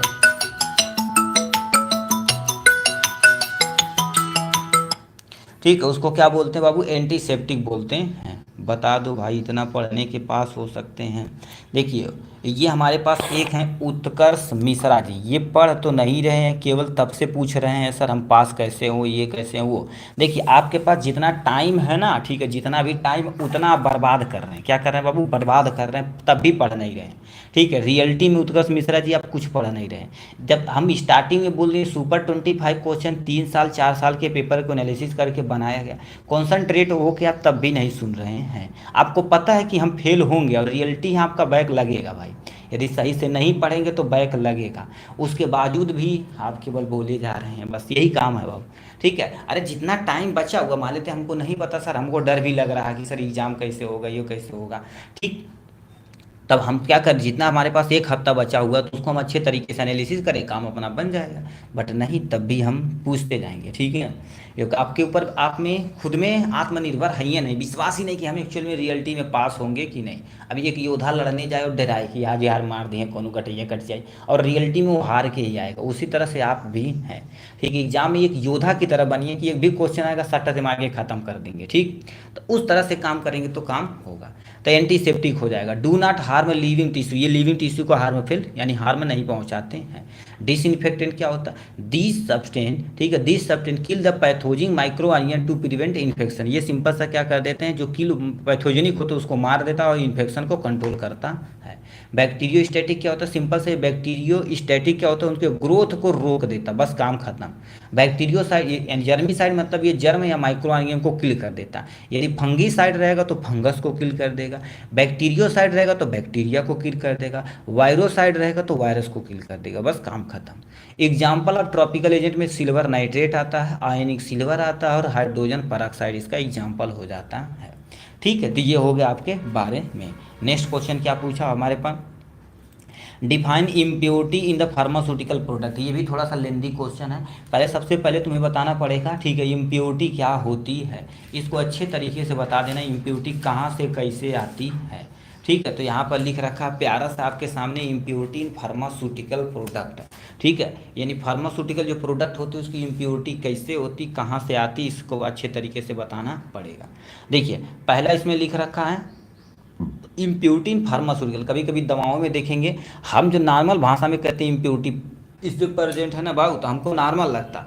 अब दवाइयों वाइयों में थोड़ी सी यदि इम्प्योरिटी प्रेजेंट हो जाएगी ना तो पूरा डैमेज कर सकती है, दिक्कत नहीं आ सकती। ठीक है, तो क्या लिख रखा है, जनरली इम्प्योरिटी मीन अनरिलेवेंट, कोई unwanted things of the product, मतलब जो हम प्रोडक्ट खरीदें तो उसमें कोई अनरिलेवेंट तथा अनवांटेड सब्सटेंस हो जाता तो उसी को इम्प्योरिटी बोलते, बस इतना। In pharmaceutical chemistry except organic substance that arise during manufacture process are consider the impurity. इसी को क्या कर दिया जाता है, यानी क्या बोला जाता है, इम्प्योरिटी बोला जाता है। इम्प्योरिटी या नॉन इन यानी क्या होता है, इन्यूरेबल होता है। Source of impurity in various common term of the impurity like by product, मतलब ये क्या कर देते हैं, अलग अलग तरह से इम्प्योरिटी आ सकती है, हमारे प्रोडक्ट को खराब कर सकती है। लिख रखा है सोर्स ऑफ, ठीक है, लिखा है source of impurity in pharmaceutical substance. ये फार्मास्यूटिकल सब्सटेंस को क्या कर सकते हैं, खराब कर सकते हैं, यानी कहाँ से आते हैं जो उसे फार्मास्यूटिकल प्रोडक्ट को खराब कर सकते हैं। राम राम मर सच, राम राम मर सच होता है। ठीक है, तो इसमें तुम्हारे पास क्या दिया गया, पहला आर से तुम्हारे पास एक आर से raw material process use manufacture, मतलब जब कोई दवाइयाँ मैन्युफैक्चर कर रहे हैं उसी के दौरान ही, ठीक है, मैन्युफैक्चर कर रहे हैं तो जो रॉ मटेरियल यूज कर रहे हैं उसी रॉ मटेरियल कच्चा सामग्री जो ले रहे हैं उसी के कारण से इम्प्योरिटी आ सकती है। Reagent material process use in the manufacture, कौन सा रिएजेंट प्रयोग कर रहे हैं उसके कारण से हो सकता है। किस मेथड से आप प्रयोग कर रहे हैं, लिखा मेथड प्रोसेस है, ठीक है, यूज इन यानी मैन्युफैक्चर, जो मैन्युफैक्चर प्रयोग यानी मैन्युफैक्चर कर रहे हैं, ठीक है, उस दौरान भी क्या हो सकता है, किस मेथड का प्रयोग कर रहे हैं उसके कारण से आ रहा है। सही मेथड नहीं प्रयोग करेंगे तो इम्प्योरिटी आ सकती है। स्टोरेज कंडीशन, मतलब दवाइयाँ तथा फार्मास्यूटिकल जो रॉ मटेरियल किस जगह स्टोरेज किए हैं उसके कारण से भी इम्प्योरिटी आ सकती है।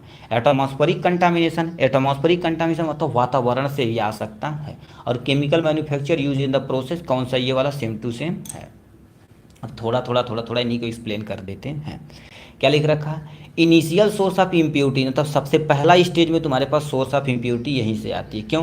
क्योंकि तुम्हारे पास लिखा है material, raw material use because the impurity present in the raw material any affect the process and contaminated the end product. अब बताओ, थोड़ी सी इम्प्योरिटी क्या कर सकती, किसी भी इंड प्रोडक्ट को खराब कर सकती है। इंड प्रोडक्ट मतलब जो मेन हमारा प्रोडक्ट बन रहा है उसे खराब कर सकती। फॉर एग्जाम्पल देखिए, मैग्नीशियम क्लोराइड तथा calcium sulphate present in impurity in rock salt, मतलब रॉक सॉल्ट आप प्रयोग कर रहे हैं तो उसमें मैग्नीशियम क्लोराइड तथा कैल्शियम फास्फेट प्रेजेंट होते हैं एज ए इम्प्योरिटी की तरह, तो ये भी खराब कर सकते हैं। द इम्प्योरिटी लाइक आर्सेनिक हो गया, लेड हो गया, और तुम्हारे पास हैवी मेटल होता है जो हमारे पास रॉ मटेरियल में प्रेजेंट होते हैं, जो ट्रांसफर हो जाते हैं किसी भी इंड प्रोडक्ट में। ये रिएक्शन दिया गया है। ठीक, अब रिएजेंट जो प्रयोग कर रहे हैं, ठीक है, रिएजेंट मतलब जो चीज़ ले रहे हैं सही से आप धो नहीं रहे हैं, तो धुलना भी बड़ी जरूरी है। इक्विपमेंट हो गया, बर्तन हो गया, सब कुछ अच्छे से धुलना है। इम्प्योरिटी फ्रॉम द रिएजेंट में contaminated the final product it नास वाश एवं, ठीक है, अवे प्रॉपरली, सही से नहीं धो रहे हैं तो। Mixing Mercury chloride solution with the dilute, ठीक है, अमोनियम सोल्यूशन रिएजेंट, जैसे तुम्हारे पास लिखा है H यानी HgCl2 यानी magnesium sorry mercury chloride ammonium hydroxide के साथ जब रिएक्शन करते हैं तो हमारे पास NH2 HgCl बनाता, अमोनियम क्लोराइड बनाता, प्लस में H2 यानी पानी वेपर के फॉर्म में निकलता, तो इसके कारण से भी इम्प्योरिटी आ सकती है। मैन्युफैक्चर प्रोसेस, सही से आप मैन्युफैक्चर ही नहीं कर रहे हैं दवाइयाँ, उसके कारण से भी इम्प्योरिटी आ सकती है। ठीक है, तो यहाँ पर लिखा different manufacture process use to the produce many of the drugs of the chemical, मतलब जो अलग अलग मेथड होता है, क्योंकि अलग अलग केमिकल के लिए अलग अलग मेथड होता है, बट आप सही से फॉलो नहीं कर रहे हैं उससे भी हो सकता है। Some time process we use to create impurity, मतलब जो प्रोसेस उपयोग कर रहे हैं वही इम्प्योरिटी हिला देता है, तो उसके कारण से इम्प्योरिटी आ सकती है। मेथड रिलेटेड इम्प्योरिटी, मतलब जो आप मेथड प्रयोग कर रहे हैं उसके रिलेशन यानी रिलेशन से ही क्या कर देती है, इम्प्योरिटी आ सकती है। डूरिंग द यानी formulation due to the exposure, ठीक है, हीट हो गया, लाइट हो गया, पीएच हो गया, सॉल्वेंट, इनके कारण से इम्प्योरिटी आ सकती है। इन्वायरमेंटल रिलेटेड फैक्टर जैसे ह्यूमिडिटी हो सकती है, यूवी रेज और टेम्परेचर से भी हो सकता है। उसके बाद स्टोरेज कंडीशन, सही से आप स्टोरेज ही नहीं कर रहे कि मतलब जिस जिस रिएक्शन में कंटेनर में रिएक्शन करा रहे हैं वही खराब है, दिक्कत हो सकती है। फिजिकल चेंज, उसका कलर, ऑर्डर, टेस्ट वगैरह भी चेंज हो सकता है। ठीक है, केमिकल अनस्टेबिलिटी, केमिकल अनस्टेबिलिटी मतलब केमिकल जैसे किसी कंपाउंड के साथ स्टेबल नहीं है तो उससे रिएक्शन आप करा रहे हैं तब भी दे सकता है। लिखा फिल्थ इन स्टोरेज एरिया, मतलब ऐसे एरिया में रख रहे हैं जहाँ पर बहुत सारा दिक्कतें हो रही हैं तो उसके कारण से भी इम्प्योरिटी में दिक्कत हो सकती है।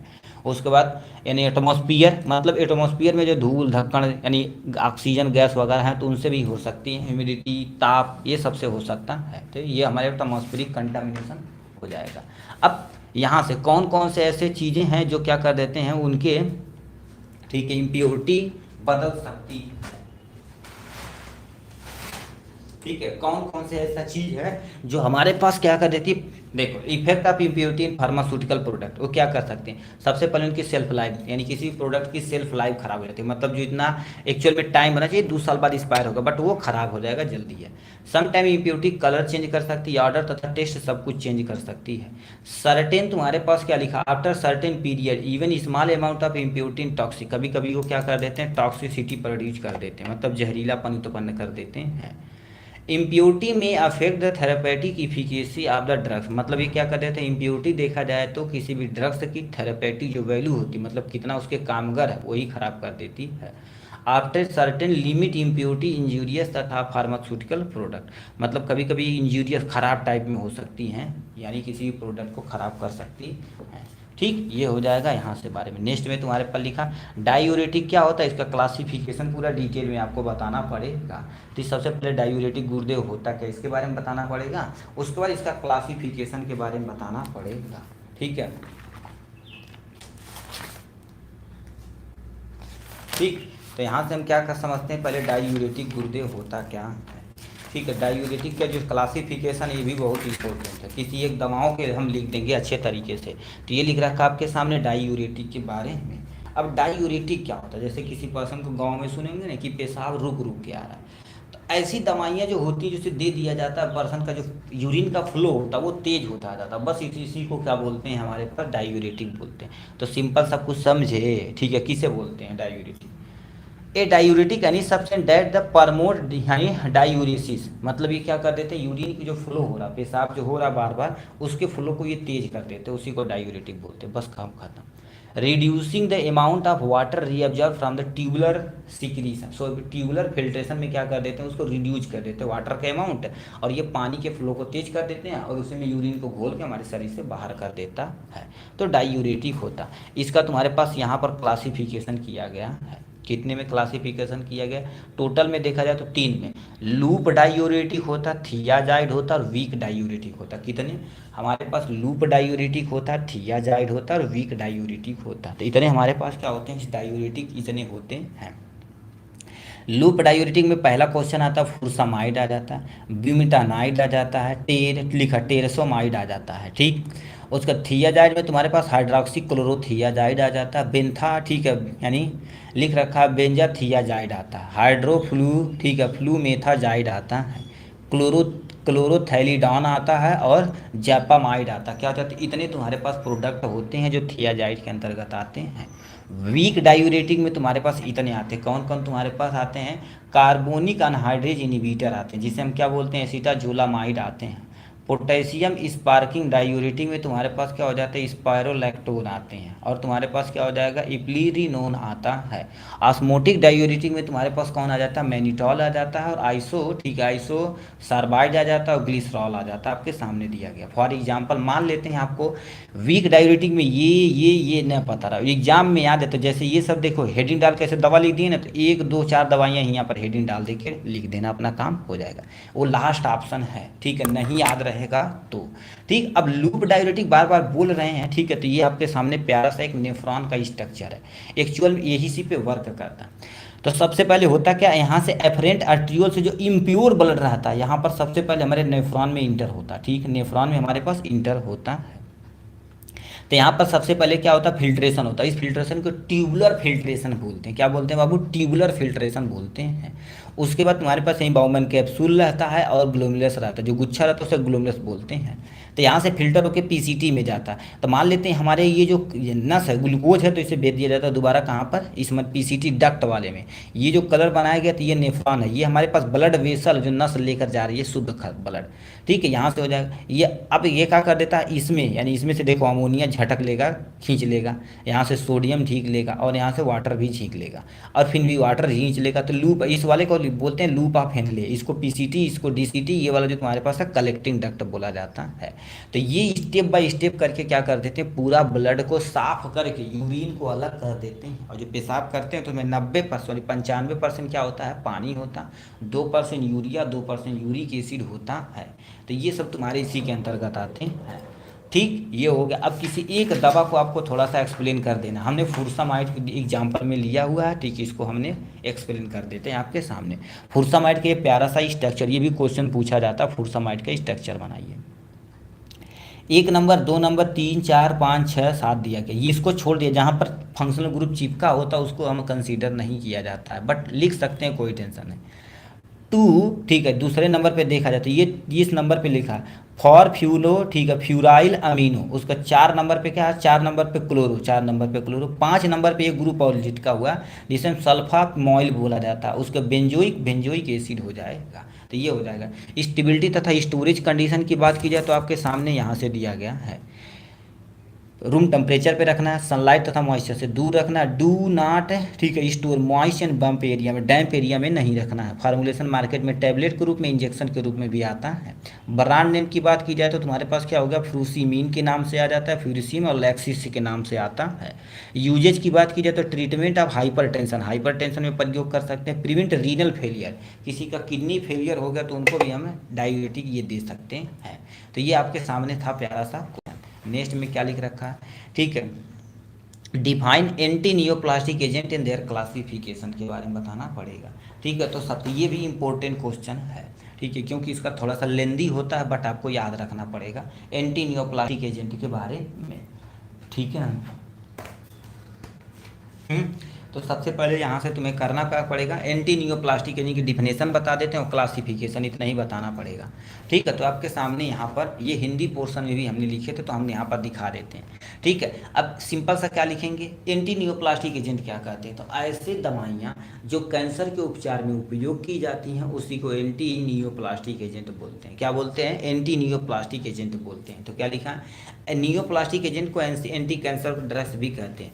ऐसी दवाइयाँ जो कैंसर के उपचार में प्रयोग किए जाते हैं उसी को एंटी नियोप्लास्टिक एजेंट या एंटी कैंसर ड्रग्स बोलते हैं। तो हम जो बोलते हैं लिखेंगे उसके, लिखेंगे दो सब्सटेंस, दो लिखिए, those substance which are use to, those substance which are use to treatment of cancer, treatment of cancer is known as anti neoplastic agent या anti neoplastic sorry anti cancer drugs को कहते हैं। बस इतना लिख देना है यहाँ से। अब इसका क्लासिफिकेशन गुरुदेव यहाँ से थोड़ा सा बता दीजिए। और क्लासिफिकेशन देखा जाए तो बहुत इंपॉर्टेंट, देखिए बहुत बड़ा था बट हमने शॉर्ट में इसे बना के यहाँ पर लिख दिया है। तो इसमें सबसे पहले क्या जाते हैं, एनालाइट्स। ठीक है, एनालाइट एजेंट आते हैं। एनालाइट एजेंट में नाइट्रोजन यानी नाइट्रोजन मस्टर्ड आते हैं, साइक्लोफॉस्फेमाइड आता है, एंटी मेटाबोलाइट मतलब ये वायरस की मेटाबॉलिक प्रोसेस को क्या कर देता है, डैमेज कर देता है। इसका तुम्हारे पास एग्जांपल हो जाएगा मेथोट्रैक्जेट आता है और मरकप्टोप्यूरिन इसका एग्जांपल होता है। नेचुरल प्रोडक्ट में तुम्हारे पास बिनक्रिस्टीन तथा बिनब्लास्टीन आता है, ये दो एग्जांपल ही हो जाएगा यहाँ से। एंटीबायोटिक में तुम्हारे पास क्या हो जाता है, एक्टिनोमाइसिन डी आता है और मीटोमाइसिन सी आता है। ठीक, एंजाइम में तुम्हारे पास क्या हो गया, एस्पायरोजीनेज आता है इसका एग्जाम्पल। उसका मिसलिनियस में तुम्हारे पास क्या हो गया, हाइड्रोक्सी यूरिया हो जाएगा। और तुम्हारे पास प्रोकार्बा, ठीक है, कार्बाजीन इसका एग्जाम्पल हो जाएगा। हार्मोन में तुम्हारे पास क्या हो गया, एंटी, ठीक है, एंटी एडनर्जिक ड्रग्स यानी एंटी एडनर्जिक एज आता है, ASE लगा दीजिएगा, क्यों ये भाई चल ही नहीं रहा पेन। ठीक, एज लगा दिया, GRH आता है। ठीक है, तो ये सब तुम्हारे पास इसी के अंतर्गत आते हैं। ठीक, ये हो गया। नेक्स्ट में तुम्हारे पास क्या लिखा, रेडियो एक्टिव आइसोटॉप, जैसे अल्फा रेज होगा, बीटा रेज होगा, गामा रेज होगा, तो ये सब चीज़ प्रयोग किया जाता है। भाई तुमको पहले हम ब्लॉक कर देते हैं, ठीक है। ठीक, तो ये आपके सामने एंटी नियोप्लास्टिक एजेंट का डिफिनेशन हो गया था, क्लासिफिकेशन, ये हमसे पूछा था डिफिनेशन और क्लासिफिकेशन। सेडेटिव तथा हिप्नोटिक्स के बारे में आपको पूरा डिटेल में बताना पड़ेगा। तो सेडेटिव क्या होता है इसके बारे में आपको बताना पड़ेगा एकदम अच्छे तरीके से। ठीक, और हिप्नोटिक्स के बारे में बताना पड़ेगा। ठीक है, तो इसका क्लासिफिकेशन वगैरह भी इंपॉर्टेंट है। तो आपके सामने लिख रखा सेडेटिव एंड हिप्नोटिक्स। अब गुरुदेव सेडेटिव क्या होता है, कहते हैं यार बड़ी चिंता बा नंबर ब्लॉक कर दिला यार, दिक्कत हो गई, लेना दिन से बतियावत रहा लोग रिचार्ज करा दिला ना। ठीक, तो सडेटिव उसी को कहते हैं जो चिंता को ठीक करता है। Sedative are the type of drugs slow down your brain activity, brain activity को थोड़ा सा स्लो डाउन कर देगा। Generally doctor prescribe sedative to treatment condition anxiety, किसी को चिंता होगा, स्लीप डिसऑर्डर, सही से नींद नहीं आ रही तो उनको दिया जाता है। Sedative reduce the excitement in commonly use of the anti, ठीक है, क्या बोल रही हैं जी, ठीक है, एज ए एंजोलाइटिक, एंजेलाइटिक की तरह प्रयोग किया जाता है, उसी को सेडेटिव बोलते हैं। हिप्नोटिक्स क्या कर देता है, जैसे किसी पर्सन को सही से नींद नहीं आ रही है तो नेचुरल स्लीपिंग देने के लिए हम क्या कर प्रयोग करते हैं, यानी हिप्नोटिक्स का। Hypnotics are medication use to induce या improve the quality of sleep, मतलब इस क्वालिटी ऑफ स्लीप को क्या कर देते हैं, थोड़ा सा मस्त कर देते हैं, उन्हीं को हिप्नोटिक्स बोलते हैं। एग्जाम्पल में डाइजापाम हो गया, अल्प्राजोलाम उसका एग्जाम्पल हो जाएगा। इसका प्यारा साहब के सामने क्लासिफिकेशन दिया गया, इसको इतने में क्लासिफिकेशन किया गया। सबसे पहला तुम्हारे पास क्या होगा, यूरिया डेरिवेटिव आता है। क्या हो जाता है बाबू, यूरिया डेरिवेटिव आता है, बेंजोडाइजापीन आता है, नॉन बेंजोडाइजापीन आता है। दोबारा बताते हैं, यूरिया डायूरेटिक में आता है, ठीक है, यूरिया डेरिवेटिव, तो इसमें यूरिया प्रेजेंट होते हैं। ठीक है, बेंजोडाइजापीन हो जाएगा और नॉन बेंजोडाइजापीन हो जाएगा। ठीक, यूरिया डेरिवेटिव को फर्दर डिवीजन किया गया, long acting, short acting, ultra short acting. Long acting में तुम्हारे पास फिनोबार्बिटोन आता है और मीफोबार्बिटोन आता है। शॉर्ट एक्टिंग में तुम्हारे पास क्या हो गया, ब्यूटाबार्बिटोन आता है और मेथोहेक्सिटोन आता है। क्या कहते हैं, हेक्सिटोन आता है। और तुम्हारे पास शॉर्ट अल्ट्रा शॉर्ट एक्टिंग में तुम्हारे पास थियोपेंटाल आता है और हेक्सा बारबीटोन आता है, इसका एग्जाम्पल हो जाएगा। बेंजोडाइजापिन में तुम्हारे पास कौन जाता है, हिप्नोटिक्स में पहला आ जाता है तुम्हारे पास डाइजापाम अल्प्राजोलाम, इसका एग्जाम्पल हो जाएगा। एंटी एंजाइटी, एंजाइटी को जो कम करते हैं डाइजापाम हो जाएगा और ओक्साजेपाम हो जाएगा, ठीक। एंटी कांसुलेंट में तुम्हारे पास जैसे किसी पर्सन को मिर्गी वगैरह आती है तो उसमें क्या कर देते हैं, लोराजेपाम का उपयोग किया जाता है और डाइजापाम का उपयोग किया जाता है। तो इन दवाओं का हम प्रयोग कर सकते हैं। नॉन बेंजाडाइजापिन में तुम्हारे पास क्या हो जाता है, जोपिक्लोन आता है और तुम्हारे पास क्या हो जाएगा, जोल्पिडेम आता है, जोल्पिडेम इसका एग्जाम्पल हो जाएगा। अब किसी एक दवा को आप थोड़ा सा एक्सप्लेन कर देते हैं। डाइजापाम तुम्हारे पास थोड़ा सा स्ट्रांग दवाइयाँ होती है, इसको थोड़ा सा आप एक्सप्लेन कर दीजिए।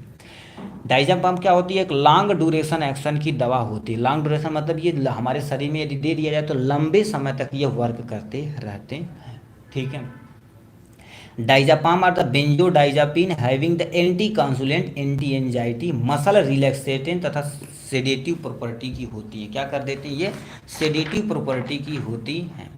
अब इसका तुम्हारे पास आईयूपीएसी नेम देखा जाए तो ये प्यारा सा स्ट्रक्चर यहाँ सामने आईयूपीएसी नेम दिया गया। एग्जाम में नहीं लिखेंगे तब भी कोई टेंशन नहीं है, ठीक।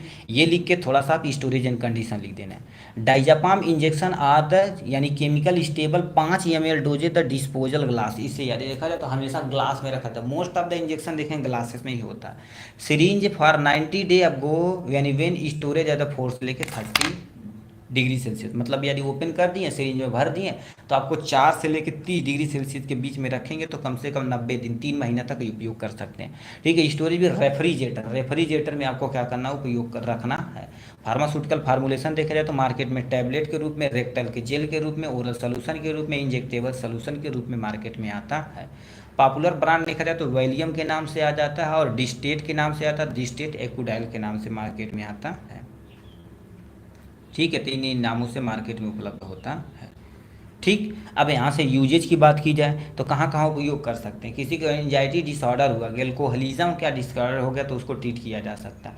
It is also use of the premedicant anticonvulsant sedative, मतलब क्या कर देते हैं, प्री कांसुलेंट मतलब मिर्गी का जो पहला स्टेज होता है और सेडेटिव के तौर पे आप प्रयोग कर सकते हैं इस डाइजापाम का, ठीक है। तो इस तरह से देखा जाए तो हमने जितना भी लॉन्ग क्वेश्चन था 10 को एटलीस्ट 1 घंटे के अंदर, ठीक है, 1 घंटे के अंदर हम क्या कर दिए आपको अच्छे तरीके से एक्सप्लेन करके दे दिए हैं, ठीक है। अब हम क्या कर देते हैं, शॉर्ट क्वेश्चन की तरफ रुक करते हैं, ठीक है। आपके सामने शॉर्ट क्वेश्चन क्या दे रखा, पहला आपके सामने माउथ वॉश दिया है। इसके पहले थोड़ा सा हम पानी पी के आते हैं, तब भी आप देखते रहिए, ठीक है। चलिए हम इसका, ठीक है, यानी माउथ वॉश क्या होता है इसको आपको हम यहाँ से पहले इसका नोट दिखा देते हैं। थोड़ा सा आप पढ़ेंगे तो आपके माइंड में थोड़ा बहुत जरूर रहेगा, ठीक है। माउथ वॉश क्या होता है, ठीक है। माउथ वॉश को अच्छे तरीके से यहाँ से हमने देखिए लिखा हुआ है माउथ वॉश, इसे पढ़िए भाई, हम तुरंत पानी पी कर आ रहे हैं।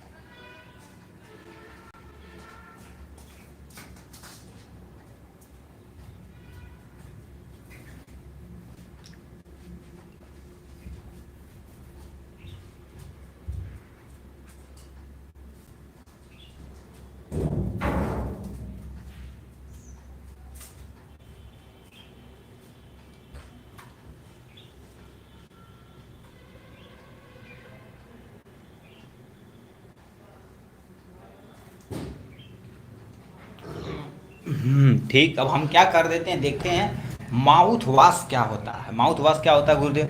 लेकिन कभी कभी किसी को चोट लगी रहती तो ब्रश नहीं कर पाता, ठीक, मान लेते किसी ट्रामा का केस हो गया, यानी मान लेते चोट वोट लगा लगे मुंह पे, ठीक, ऑपरेशन ऑपरेशन हुआ है, दांत उस अब वो ब्रश करेगा तो उसका ब्लडिंग आ जाएगी, दिक्कत हो जाएगी। तो उसको देखते हुए क्या कर देते हैं, यानी उसका उपयोग किया जाता है माउथ वॉश का। तो माउथ वॉश क्या होता है? Mouth wash the concentration clear aqueous solution होता है। क्लियर से एक्वस सोल्यूशन मतलब मुंह को साफ करने के लिए उपयोग किया जाता है। अब ये प्रिपरेशन कैसे करते हैं? सबसे पहले आपको क्या करना, बेंजोइक एसिड को लेना है, क्लोरोफॉर्म में डिजॉल्व कर देना। देखो लिखा dissolve benzoic acid in chloroform, मतलब सबसे पहले बेंजोइक एसिड लेना है, क्लोरोफॉर्म में घोल देना, ठीक। उसमें ग्लिसरीन ऐड कर देना, थोड़ा चिपचिपा बनाएगा। और dissolve cinnamon, पिपरामेंट, phenol in alcohol और सबको मिक्स कर देना। क्यों? क्योंकि ये देखा जाए तो थोड़ा सा माउथ को फ्रेशनेस देगा मस्त तरीके से, ठीक है। ये हो गया। उसके बाद मिक्स फॉर द 2 आवर, मतलब 2 घंटे के लिए इसे क्या करना, मिक्स कर देना, इसे चील करना, मतलब बहुत ठंडा करना, उसका फिल्टर करना, आपके पास सामने माउथ वॉश बन के तैयार हो जाएगा। इसकी प्रॉपर्टी क्या होना चाहिए, लो कास्ट ऑफ प्रोडक्शन, मतलब जो बना रहे हैं उसकी विधि लो होनी चाहिए, नहीं तो बताओ महंगा रहेगा तो कोई खरीदवा नहीं करेगा, ठीक है। अब जैसे अभी क्लोजअप क्लोजअप खरीदे जाए तो 10 रुपये में मिल जाता है, ठीक है। नॉन इरिटेंट होना चाहिए, मुंह में डालो तो इरिटेशन पैदा न करे, इस टाइप से होना चाहिए। नॉन टॉक्सिक, मतलब टॉक्सिसिटी न होना चाहिए, ठीक है। लिख रखा है फ्लेवर मस्ट बी टॉक्स, यानी स्ट्रांग होना चाहिए, मतलब जो भी उसमें फ्लेवर आप प्रयोग कर रहे हैं वो स्ट्रांग होना चाहिए, ठीक। अब आते हैं फार्मास्यूटिकल फार्मूलेशन पे। ये तुम्हारे पास ओरल सोल्यूशन होता है, मार्केट में देखा जाए तो तुम्हारे पास ये मतलब ओरल सोल्यूशन की मोस्टली सोल्यूशन के रूप में ही आता है। मार्केट प्रिपरेशन देखा जाए तो तुम्हारे पास मार्केट में क्लोजअप यानी कोलगेट भी देता है कंपनी, क्लोजअप के नाम से भी आता है, लिस्टिन के नाम से भी आता है।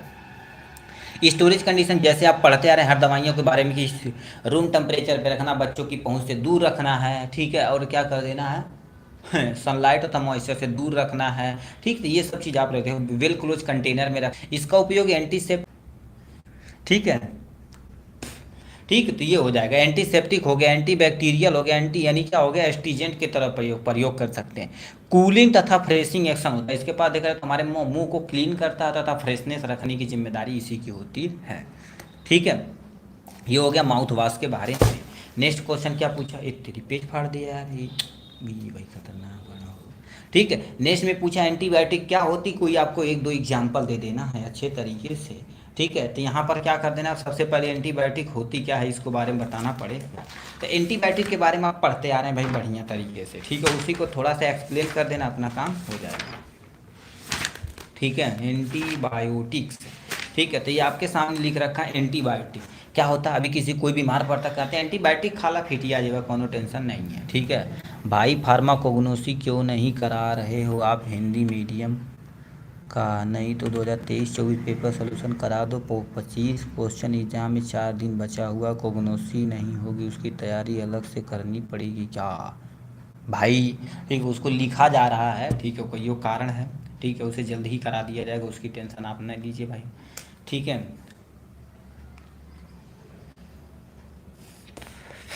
हम्म, ठीक। तब हम आते हैं एंटीबायोटिक क्या होती है, ठीक। एंटीबायोटिक क्या होती है, सिंपल से एक ऐसी दवाइयाँ होती हैं जो किसी भी माइक्रो ऑर्गेनिज्म जो हमारे शरीर में ग्रोथ कर रहा उसको अपोज करने रोकने का काम करता है, उसी एंटीबायोटिक कहते हैं। द टर्म एंटीबायोटिक जिसे अपोजिंग लाइफ बोलते हैं, क्या बोलते हैं उसको, अपोजिंग लाइफ बोलते हैं। लिखा those substance which are use to inhibit अथवा किल द यानी माइक्रो ऑर्गेनिज्म। माइक्रो ऑर्गेनिज्म में तुम्हारे पास मोस्टली बैक्टीरिया, तो वायरस नहीं, उसके लिए एंटीवायरल का प्रयोग किया जाता है, बट एंटीबायोटिक कहे तो समझ लो बैक्टीरिया अपने माइंड में रखना। तो ये बैक्टीरिया ग्रोथ को क्या कर देता, कम करता था, ग्रोथ से पूरी तरह से किल कर देता, उसी को एंटीबायोटिक कहते हैं। लिखा an agent work against the bacteria, मतलब ये हमेशा हमेशा बैक्टीरिया के अगेंस्ट ही वर्क करते हैं। बैक्टीरिया द 2 टाइप, ये कितने तरह के होते हैं, 2 तरह, एक ग्राम पॉजिटिव होता है, ग्राम निगेटिव बैक्टीरिया होता है, ठीक है। ग्राम पॉजिटिव तुम्हारे पास क्या होता है, टेक स्टेनिंग, मतलब ये स्टेनिंग जब लेते हैं तो उसको हम क्या बोलते हैं, ग्राम पॉजिटिव। टेक स्टेनिंग नहीं लेते हैं तो उसे ग्राम निगेटिव बैक्टीरिया बोलते हैं। अब इसका क्लासिफिकेशन विथ एग्जाम्पल सामने लिखा गया है। सल्फोनामाइड आता है जिसे हम सल्फोनोल के नाम से मार्केट में आता है, ठीक है। ये तुम्हारे पास एग्जाम्पल है, याद रखना। सल्फोनामाइड में सल्फोनॉल आता है, क्यूनोलोन का देखा जाए तो क्यूनोलोन के तुम्हारे पास क्या होगा, नैली, ठीक है, नैलीडिगजीन एसिड आता है, सिप्रोफ्लॉक्सासिन आता है, जो सबसे ज़्यादा उपयोग किया जाता है। यानी बीटा लैक्टा में पेनिसिलिन आता है और सिफालोसिस्पोरीन आता है। अमीनोग्लाइकोसन में यानी स्टेप्टोमाइसिन आता है और जेंटामाइसिन इसका एग्जाम्पल हो जाता है। नेक्स्ट में तुम्हारे पास लिख रखा टेट्रासाइक्लिन में तुम्हारे पास क्या हो जाता है, ऑक्सी टेट्रामाइसिन आ जाता है, डॉक्सी टेट्रासाइक्लिन आता है। नाइट्रोबेंजीन डेरिवेटिव में तुम्हारे पास क्या होगा, क्लोरोमाफेनिकॉल आता है, क्लोरोमाफेनिकॉल आता है, इसका एग्जाम्पल हो जाएगा। यानी मैक्रोलाइड में देखा जाए तुम्हारे पास एरिथ्रोमाइसिन हो जाएगा और इरिथ्रो, ठीक है, एरिथ्रोमाइसिन इसका एग्जाम्पल हो जाएगा। पॉलीपेप्टाइड में तुम्हारे पास क्या हो जाएगा, पॉलीमाइग्जीन बी आ जाता है, इसका एग्जाम्पल। तो ये आपके सामने जो दवा दी गई थी तो हमने आपको चिपका दिया है यहाँ पर, ठीक।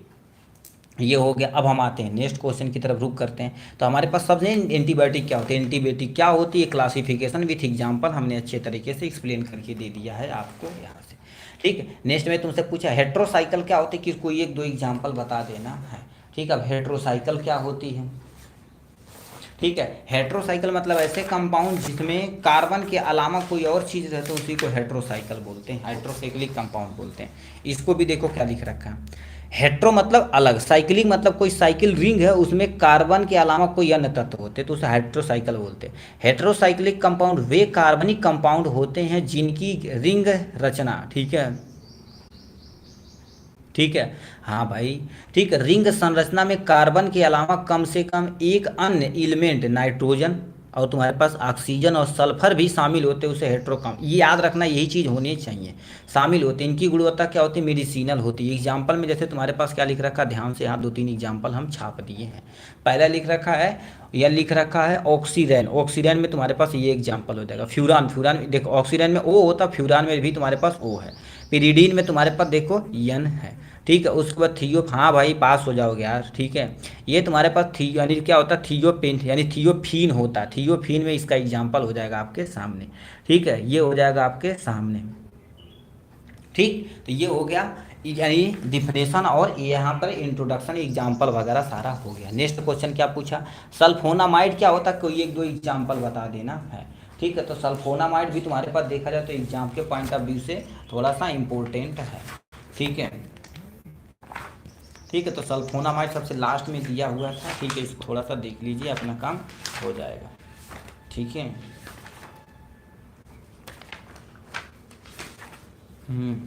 सल्फोनामाइड आपके सामने ये दिया गया है, उसका क्लासिफिकेशन भी हम बता देंगे आपको। देखो सल्फोनामाइड क्या होता है, यहाँ से देखिए लिखा है, the original antibacterial sulfonamide are synthetic anti microbial agent that contain the sulfamide group. मतलब सल्फोनामाइड क्यों बोला जाता है, क्यों, क्योंकि इसमें देखा जाए सल्फाएमाइड ग्रुप प्रेजेंट होता है, इसीलिए इसे सल्फा यानी सल्फोनामाइड बोला जाता है, ठीक। अब इसका क्लासिफिकेशन वगैरह यहाँ पर थोड़ा सा आते हैं।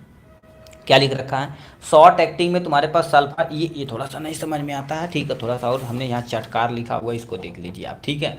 शॉर्ट एक्टिंग में तुम्हारे पास क्या होगा, सल्फा डाइजीन आता है। दूसरा तुम्हारे पास इंटरमीडिएट एक्टिंग में सल्फा मेथाट यानी मेथाक्साजोल आता है। लॉन्ग एक्टिंग में तुम्हारे पास सल्फा डोक्सीन आता है और सल्फा, ठीक है, सल्फा मेथॉक्सीपेरा यानी पैराजीन आता है।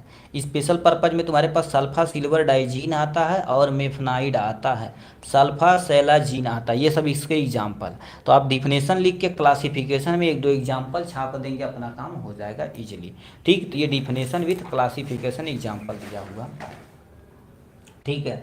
अब 17 नंबर, ठीक है, सल्फोनामाइड एंटी ट्यूबरकुलर एजेंट बताना पड़ेगा। क्या बताना पड़ेगा जी, एंटी ट्यूबरकुलर एजेंट मतलब ऐसी दवाइयाँ जो ट्यूबरकुलोसिस में उपयोग की जाती हैं, ठीक है, ट्यूबरकुलोसिस में उपयोग की जाती हैं, उसी को क्या बोलते हैं बाबू, ठीक है। यहाँ से इसी था, ठीक है, anti malaria acyclovir anti tuberculosis है ना, ठीक है। तो आपके सामने एंटी ट्यूबरकुलोसिस एजेंट क्या होता है आपके सामने दिया गया है, ठीक है। आपके सामने दे रखा एंटी ट्यूबरकुलर एजेंट क्या होता है, एंटी ट्यूबरकुलर एजेंट क्या होता है, ध्यान से सुनिए। ऐसी दवाइयाँ जो ट्यूबरकुलोसिस को ट्रीटमेंट करने के लिए उपयोग की जाती हैं उसी को एंटी ट्यूबरकुलर एजेंट बोलते हैं, बस इतना समझ जाना, काम खत्म। तो क्या लिख रखा, ध्यान से सुनिए, लिखा those substance which are use to treatment of tuberculosis, मतलब ऐसी दवाइयाँ जो यानी ट्यूबरकुलोसिस के ट्रीटमेंट के लिए उपयोग की जाती हैं उसी को एंटी ट्यूबरकुलर एजेंट बोलते हैं। क्या बोलते हैं, एंटी ट्यूबरकुलर एजेंट बोलते हैं। तो लिखा those drugs which are which work which work against the tuberculosis is called tuberculosis agent बोलते हैं। मतलब ऐसी दवाइयाँ जो ट्यूबरकुलस के यानी ट्यूबरकुलोसिस के अगेंस्ट प्रयोग की जाती हैं उसी को एंटी ट्यूबरकुलर एजेंट बोलते हैं। अब ट्यूबरकुलोसिस क्या होता है? Tuberculosis mainly affect the lungs, ये लंग्स को करता है। अदर बॉडी पार्ट मतलब सबसे ज़्यादा लंग्स को अफेक्ट करता है। बोन में भी हो सकता है, ब्लड में भी हो सकता है। इसका काजेटिव एजेंट क्या होता है? माइकोबैक्टीरियम ट्यूबरकुलोसिस होता है। क्लासिफिकेशन तुम्हारे पास क्या होगा यहाँ पर दिया गया है। फर्स्ट लाइन ड्रग्स में ये दिया गया, सेकेंड लाइन ड्रग्स में ये दिया गया, न्यूअर ड्रग्स में ये दिया गया है। तो फर्स्ट लाइन ड्रग्स में तुम्हारे पास कौन से आते हैं? जैसे तुम्हारे पास आइसोनियाजाइड आता है, एच, रिफाम्पासिन आता है, पैराजीनाइड आता है और इथम ब्यूटाल आता है, इसका एग्जाम्पल। सेकेंड लाइन में तुम्हारे पास पैरा अमीनो सल्फोनिक एसिड आता है और इथियोनामाइड आता है और साइक्लोसेरिन इसका एग्जाम्पल आ जाता है। न्यूअर ड्रग्स में तुम्हारे पास सिप्रोफ्लॉक्सासिन आता है, ओफ्लाफ्लॉक्सिन आता है, एज़्थ्रोमाइसिन आता है। ठीक है, तो ये सब इसके एग्जाम्पल हो जाएंगे जो सामने हमने दिया हुआ है। तो ये हमारे पास डिफिनेशन विथ क्लासिफिकेशन हमने क्या कर दिया आपके सामने यहाँ से बता दिया है।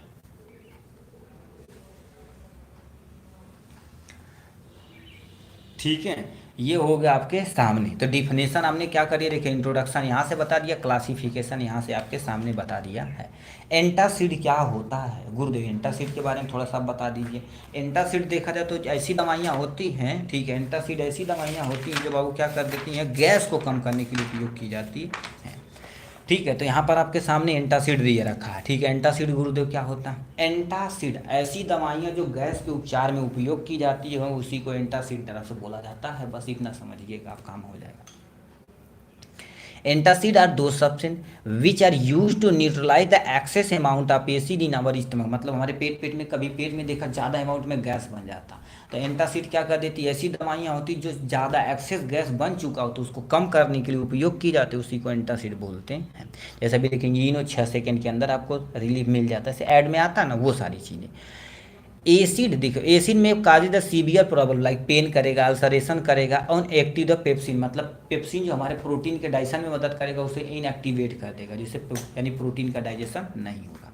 टेस्ट में तुम्हारे पास लिखा even hyperacidity develop the result can range from the gastric and gastromucosal inflammation होता है टू पेप्टिक, यानी पेप्टिक क्या हो जाता है, अल्सर हो जाता है, उसी को क्या बोलते हैं हमारे पास एंटासिड बोलते हैं। अब आशा करते हैं आप एंटासिड समझ गए होंगे। When hyper acidity develop result two of the gastric तथा म्यूकोसल इन्फ्लामेशन करेगी और पेप्टिक अल्सर कॉजेज हो जाएगा। अब यदि लंबे समय तक आपको एसिड बना हुआ है तो आपको पेट में थोड़ा सा गड़बड़ी हो सकती है, आपकी पेट की लाइनिंग खराब हो सकती है। यदि मान लेते कोई यानी एंटासिड एसिड लेने जा रहे हो तो क्या क्या उसके प्रॉपर्टी होना चाहिए? पहले नॉन एब्जॉर्बेबल मतलब ये एब्जॉर्ब हो के हमारे शरीर के अंदर नहीं जाना चाहिए मोस्टली। ठीक है, क्योंकि पेट की ही गैस को एक्सेस कर दे काम खत्म हो जाएगा। ठीक है, लिखा है नॉट काजेस कॉन्स्टिट्यूशन मतलब ये कब्ज का कारण नहीं बनना चाहिए। Act rapidly for the prolonged long यानी टाइम पीरियड मतलब एक बार यदि खा लें तो लंबे समय तक वो हमारे शरीर में बना रहे, ऐसा होना चाहिए। Not interfere with food absorption मतलब जो भोजन का एब्जॉर्प्शन हो रहा उसमें कोई इंटरफेयर न करे, इस टाइप से होना चाहिए। क्लासिफिकेशन विथ एग्जाम्पल यहाँ दिया गया। सिस्टमेटिक एंटासिड होता है, एक नॉन सिस्टमेटिक है। सिस्टमेटिक में तुम्हारे पास क्या इंजेक्शन वगैरह आपको दिया जाता है, नॉन सिस्टमेटिक में नॉर्मल हम खा लेते हैं, अपना काम हो जाता है। एब्जॉर्ब नहीं होता, पेट में केवल जो एक्सेस एसिड है उसको सही किया जाता है। इसका एग्जाम्पल तुम्हारे पास सोडियम कार्बोनेट हो जाता, एल्युमिनियम साल्ट हो जाता, मैग्नीशियम साल्ट होता है, कैल्शियम साल्ट वगैरह आता है। एग्जाम्पल आपके सामने दे रखा है, एल्युमिनियम हाइड्रोक्साइड जेल होता है। याद रखना एल्युमिनियम हाइड्रोक्साइड जेल को लंबे समय तक आप प्रयोग नहीं कर सकते। मैग्नीशियम हाइड्रोक्साइड मिक्सचर होता है, मेगाल्डरेट होता है, सोडियम बाइकार्बोनेट होता है, कैल्शियम कार्बोनेट इसका एग्जाम्पल होता है। ठीक है, एंटासिड हो जाएगा आपके सामने। रेडॉक्स टाइट्रेशन इसको हम थोड़ा सा क्या करेंगे आपको मेंशन कर देंगे पीडीएफ में। ठीक है, इसको देख लीजिएगा। रेडॉक्स अपक्रिया ऐसी अपक्रिया होती है जिसमें रिडक्शन और ऑक्सीडेशन एक ही साथ होता है, बस याद रखना इतना, एक दो एग्जाम्पल इंडिकेटर बस हो जाएगा। 18 number define anti hypertensive drugs and example, यानी हाइपरटेंसिव एजेंट क्या होता है इसके बारे में आपको डिफाइन करना पड़ेगा अच्छे तरीके से। ठीक है, अच्छे तरीके से डिफाइन करना पड़ेगा, कोई एक दो एग्जाम्पल दे देना, अपना काम हो जाएगा। ठीक है, कहाँ चला गया बुक्स 51। ठीक है, तो ये आपके सामने देखिए हाइपर टेंशन ड्रग्स दिया गया। हाइपर टेंशन आप टेंसिव मतलब समझिए क्या होता है, कहते हैं यार बड़ी टेंशन है यार, दिक्कत हो गई बा। ठीक है। तो ऐसी दवाइयाँ जो टेंशन को कम करने के लिए प्रयोग की जाती हैं उसी को एंटी हाइपरटेंसिव ड्रग्स बोलते हैं। बस इतना समझिए। A condition in which blood pressure of systematic artery increase beyond the normal pressure is known as hypertension. मतलब हमारे ब्लड में जितना नॉर्मल वो प्रेशर चाहिए उससे बहुत ज़्यादा हो जाता है तो उसे कहते हैं हाइपरटेंशन। हाइपरटेंशन को हम क्या बोलते हैं, हाई ब्लड प्रेशर भी बोला जाता है। उसमें सिस्टोलिक प्रेशर कितना होता है 120 होता है, डायस्टोलिक प्रेशर 80 mmHg हो जाता है। बट अब यही बढ़ के ज़्यादा हो जाता है, देखो 120 से 140 हो जाए और ये 80 वाला तुम्हारे पास 90 mmHg हो जाए तो समझे ना एंटी हाइपरटेंसिव हो चुका है। तो लिखा है those drugs which are use to treatment of hypertension, मतलब ऐसी दवाइयाँ जो हाइपरटेंशन के उपचार में प्रयोग की जाती है उसी को एंटी हाइपरटेंसिव ड्रग्स बोलते हैं। ठीक है। इसे high BP is called anti hypertensive drugs, इसको क्या बोलते हैं, एंटी हाइपरटेंसिव ड्रग्स बोलते हैं। और ये क्लासिफिकेशन विथ एग्जाम्पल दिया गया है। पहले तरह का डायूरेटिक में फुरसामाइड हो जाएगा, एम्लो, ठीक है, एम्लोराइड हो जाएगा। ACE, अब ये फुल नेम आपको लिख के दिखाना है इसका, ACE फर्स्ट है। जैसे तुम्हारे पास पैरामी लिखा प्रेमिप्रारिल होता है और कोट्रा कैप्टोप्रिल होता है। एंजियोटेंसिन सेकेंड रिसेप्टर में लोसार्टल आता है और वेलसार्टन आता है, इसका एग्जाम्पल। एडनर्जिक ड्रग्स में तुम्हारे पास क्या होता है, क्लोनिडीन आता है और गुनाफेसिन आता है। कैल्शियम ब्लॉकर में तुम्हारे पास वेरापिमिल आता है, एम्लोडिपिन आता है। वसोडाइलेटर में तुम्हारे पास क्या आ जाता है, डायजो यानी डायजोडाइज आता है और हाइड्रोएलाजीन आता है, इसका एग्जाम्पल। तो ये हाइपरटेंशन की डिफिनेशन विथ क्लासिफिकेशन और एग्जाम्पल थोड़ा सा आप लिख देंगे, काम हो जाएगा। 3 नंबर। यदि लॉन्ग में कहेगा तो 1-2 दवाइयों का एक्सप्लेन कर देंगे, काम हो जाएगा। ठीक है। What is a hypoglycaemic agent और ओरल हाइपोग्लाइसेमिक एजेंट के बारे में आपको पूरा डिटेल में बताना पड़ेगा। ये 19 नंबर क्वेश्चन है। ठीक है। तो हम सबसे पहले बताते हैं यानी हाइपोग्लाइसेमिक एजेंट क्या होता है। ठीक, कितने नंबर क्वेश्चन है, 19 नंबर।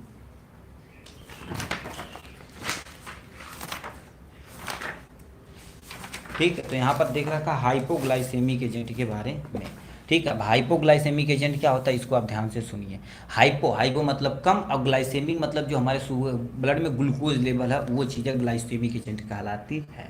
तो लिखा है दो सब्सटेंस वाच यानी दो substance that decrease the level of glucose, मतलब एक ऐसा सब्सटेंस जो हमारे शरीर में ग्लूकोज लेवल को क्या कर देता है, ठीक है, ग्लूकोज लेवल, ठीक है, ग्लूकोज लेवल को मेंटेन करता है। ठीक है। यदि कम हो गया तो उसे मेंटेन करता है। ठीक है। तो क्या लिख रखा है, दो substance decrease the level of glucose, मतलब हमारे शरीर के अंदर ग्लूकोज लेवल को कम करता है और ब्लड में ग्लूकोज लेवल को कम करता है, उसी को हाइपोग्लाइसेमिक एजेंट बोलते हैं। Are use to treatment of diabetes, क्या बोलते हैं, डायबिटीज के उपयोग में प्रयोग किया जाता है। डायबिटीज को मुख्यतः मुंह यानी मधुमेह जिसे नॉर्मल भाषा में बोलते हैं शुगर बोलते हैं। ये भी 2 टाइप के होते हैं, एक तुम्हारे पास टाइप 1 टाइप 2। टाइप 1 में तुम्हारे पास क्या हो जाता है, फेलियर ऑफ इंसुलिन, मतलब हमारे शरीर में पैंक्रियाज होता है जो पेट के जस्ट नीचे होता है, वो इंसुलिन लेवल निकालता बट वही निकलवा नहीं करेगा, वो फेल हो जाएगा, तो उसे हम टाइप 1 डायबिटीज बोलते हैं। टाइप 2 में तुम्हारे पास इंसुलिन रेसिस्टेंस निकल तो रहा है बट इंसुलिन रेसिस्टेंस हो चुका है, वो काम ही नहीं कर रहा है, तो उसे बोला जाता है। अब इसको क्लासिफिकेशन विथ एग्जाम्पल में तुम्हारे पास क्या कर दी कि 2-2 एग्जाम्पल याद रखेंगे तब भी काम हो जाएगा। पहले दे रखा पेरेंटल इंजेक्शन, तो इसको हमें पढ़ाना नहीं क्योंकि हमसे कहा ओरल हाइपोग्लाइसेमिक एजेंट, तो ये नहीं लिखेंगे तब भी कोई टेंशन नहीं है। ओरल हाइपोग्लाइसेमिक एजेंट में ये तुम्हारे पास आते हैं सल्फा, ठीक है, लिखा सल्फोन्यूल यूरिएज आता है, सल्फोनाइल यूरिएज आता है। इसका एग्जाम्पल तुम्हारे पास फर्स्ट जनरेशन और सेकेंड जनरेशन, एग्जाम्पल नहीं याद रहेगा कोई टेंशन नहीं। सल्फोनाइल यूरिएज में तुम्हारे पास क्या होगा, टलबूटामाइड हो जाएगा, प्रोपामाइड हो जाएगा। नेक्स्ट में तुम्हारे पास ग्लीबेंडाक्लेमाइड हो जाएगा, तुम्हारे पास क्या हो जाएगा, ग्लीइडाजाइड हो जाएगा, इसका एग्जाम्पल। बिग्नाइड में मेटफॉर्मिन, इसका एग्जाम्पल हो जाएगा। और तुम्हारे पास लिखा रखा मेगा ग्लीटानाइड हो जाएगा, फिनाल अमीनो एनाल्जस हो जाएगा। इसमें एग्जाम्पल तुम्हारे पास क्या लिखा, रिपाग्लिनाइड हो जाएगा और नेटाग्लिनाइड हो जाएगा, इसका एग्जाम्पल। और तुम्हारे पास दे रखा है डी नियोडोन आता है, जिसमें तुम्हारे पास क्या लिखा रखा है, रोसीग्लेटाजोन दिया जाता है और पियाग्लेटाजोन दिया जाता है। नेक्स्ट में तुम्हारे पास क्या हो जाता है, अल्फा ग्लाइकोसाइड इनहिबिटर में एस्कॉर्बोज दिया जाता है और मेग्लीटॉल दिया जाता है। तो ये आपके सामने दवाइयाँ हैं, 1-2 याद, कम से कम 1-2 दवाइयाँ याद रखें, 2 लिखें बट एक याद रहेगा तभी आपके लिए सफिशियंट रहेगा एग्जाम में, क्योंकि एग्जामिनर भी जानता है कि कैसे एक्चुअल में काम करना है। नेक्स्ट में क्या पूछा, डिफाइन इंसुलिन, इंसुलिन कैसे निकलता है। इंसुलिन देखिए होता क्या है, इसको हम शॉर्ट नोट में लिख देंगे, ठीक है। इंसुलिन एक पेप्टाइड बाइट यानी पेप्टाइड हार्मोन होता है जो हमारे पास बीटा सेल है पैंक्रियास, पैंक्रियास से, ठीक है। देखिए पैंक्रियास में एक सेल होता है जिसका नाम बीटा सेल होता है, वही बीटा सेल क्या कर देता है पैंक्रियास का अंदर, ठीक है, इंसुलिन का निर्माण करता है। होता कैसे देखिए, अब इसका मैकेनिज्म समझिए। ये बीटा सेल है और ये तुम्हारा सॉरी ये पेट, पेट के नीचे स्टमक वो पैंक्रियाज हो गया। पैंक्रियाज में बीटा सेल ऑफ पैंक्रियाज ये बायोसिंथेसिस करेंगे, शरीर के अंदर कर रहे हैं इसलिए इसे बायोसिंथेसिस बोला जाता है। तो क्या बोलाएंगे, प्री प्रो इंसुलिन बनाएंगे जो कि सिंगल चेन की रहती है। क्या कहती है, सिंगल चेन। उसमें क्या कहते हैं 110 अमीनो एसिड का प्रोटीन रहता है, बट इसमें से 24 अमीनो एसिड यहाँ से रिमूव होता है। जब रिमूव होता है उसे प्रोटियोलाइसिस बोलते हैं, ठीक है। तो प्रो इंसुलिन बन जाएगा जिसमें तुम्हारे पास 86 अमीनो एसिड प्रेजेंट होते हैं। तो इस टाइप से अपना वो वर्क करता है। इसका हम शॉर्ट नोट PDF में डाल देंगे, थोड़ा सा आप देख लीजिएगा। नेक्स्ट में तुम्हारे पास मेडिसिनल गैसेस क्या होती हैं, में ऐसी गैसेज जो तुम्हारे पास मेडिकल पर्पज के लिए उपयोग की जाती है उसी को मेडिसिनल गैस बोलते हैं। 21 नंबर क्वेश्चन, ठीक है। 21 नंबर क्वेश्चन देखा जाए तो मेडिसिनल गैसेज पे तुम्हारे पास दी गई हैं, ठीक है। 54, ठीक है। तो इसको हम सामने मेडिसिनल गैसेस आपके सामने दिखा देते हैं। मेडिसिनल गैसेस ऐसी गैसेस जो मेडिकल पर्पज के लिए उपयोग की जाती है। जैसे गांव में सुने होंगे यार बड़ी उनका हालत खराब है, गैस में वो ऑक्सीजन लगा दिल बना, ऐसे सुने होंगे। तो लिखा those gases which are use to medical purpose, medical purpose are patient diagnosis called medical gases. मतलब सिंपल सा बोली जाती है ऐसी गैसें जो हमारे पास मेडिकल पर्पज के लिए उपयोग की जाती हैं उसी को मेडिकल गैसेस बोलते हैं। मेडिसिनल गैसेस तुम्हारे पास are prepare the patient diagnosis treatment और ड्यूरिंग द इमरजेंसी कंडीशन। ये कब प्रयोग की जाती है, जब हमारे शरीर के अंदर ऑक्सीजन लेवल या कभी इमरजेंसी पड़ जाती है तो उस लेवल पे हम प्रयोग करते हैं। नेचुरली में, ठीक है, लिखा naturally many use gas in present in the environmental. मतलब हमारे नेचुरली देखा जाए तो हमारे इन्वायरमेंटल में बहुत सारी गैस उपस्थित होती हैं, बट हम धीरे धीरे उसे दूषित कर रहे हैं। Medicinal gas are the very important for the medical as well as experimental purpose के लिए उपयोग की जाती है। और हमारे सिलेबस में कौन कौन मेडिसिनल गैसेस हैं, टोटल ऑक्सीजन हो जाएगा, नाइट्रोजन होगा, कार्बन डाइऑक्साइड हो जाएगा। बट हम ऑक्सीजन को अच्छे तरीके से यहाँ से एक्सप्लेन कर देते हैं आपके सामने। ऑक्सीजन क्या होता है, ऑक्सीजन को O2 से रिप्रेजेंट किया जाता है। इसका मॉलिक्यूलर वेट कितना होता है, 32 ग्राम पर मोल होता है, 32 ग्राम पर मोल होता है। प्रिपरेशन कैसे किया जाता है ध्यान से सुनिए। लेबोरेटरी में सबसे पहले क्या लेते हैं, हाइड्रोजन परऑक्साइड को गर्म करेंगे किसकी उपस्थिति में, MnO2 की उपस्थिति में। हाइड्रोजन परऑक्साइड को MnO2 की उपस्थिति में गर्म करते हैं तो वाटर वेपर के फॉर्म में पर हो जाता है और वह यहाँ पर ऑक्सीजन हम ट्रैप कर लेते हैं। लिखा hydrogen peroxide is decompose by the heating is the presence of MnO2 to produce water और ऑक्सीजन गैस। इसी को ट्रैप कर लेंगे अपना काम हो जाएगा। या हम क्या कर देते हैं, सबसे पहले एयर को लेते हैं, एयर को अभी इतना बड़ा कोई प्रोसेस नहीं करता, बड़ी बड़ी मशीनें आती हैं एयर से ऑक्सीजन को पकड़ के सिलेंडर में भर देती है। तो लिखा it can also prepared by, ठीक है, लिक्विडफाई एयर। एयर तो तुम्हारे पास टेम्परेचर कितना होता है 140 डिग्री सेल्सियस और तुम्हारे पास कहते हैं एटमॉस्फेरिक प्रेशर कितना होना 4 MPSI होना चाहिए। ये सब प्रॉपर्टी हो जाती है। अब इसकी फिजिकल प्रॉपर्टी, ऑक्सीजन का यानी ऑक्सीजन देखा जाए तो ये कलरलेस होता, ऑर्डरलेस होता, टेस्ट देखा जाए तो कोई टेस्ट नहीं होता, पानी में घुलनशील और वाटर यानी अल्कोहल में भी घुलनशील होता है।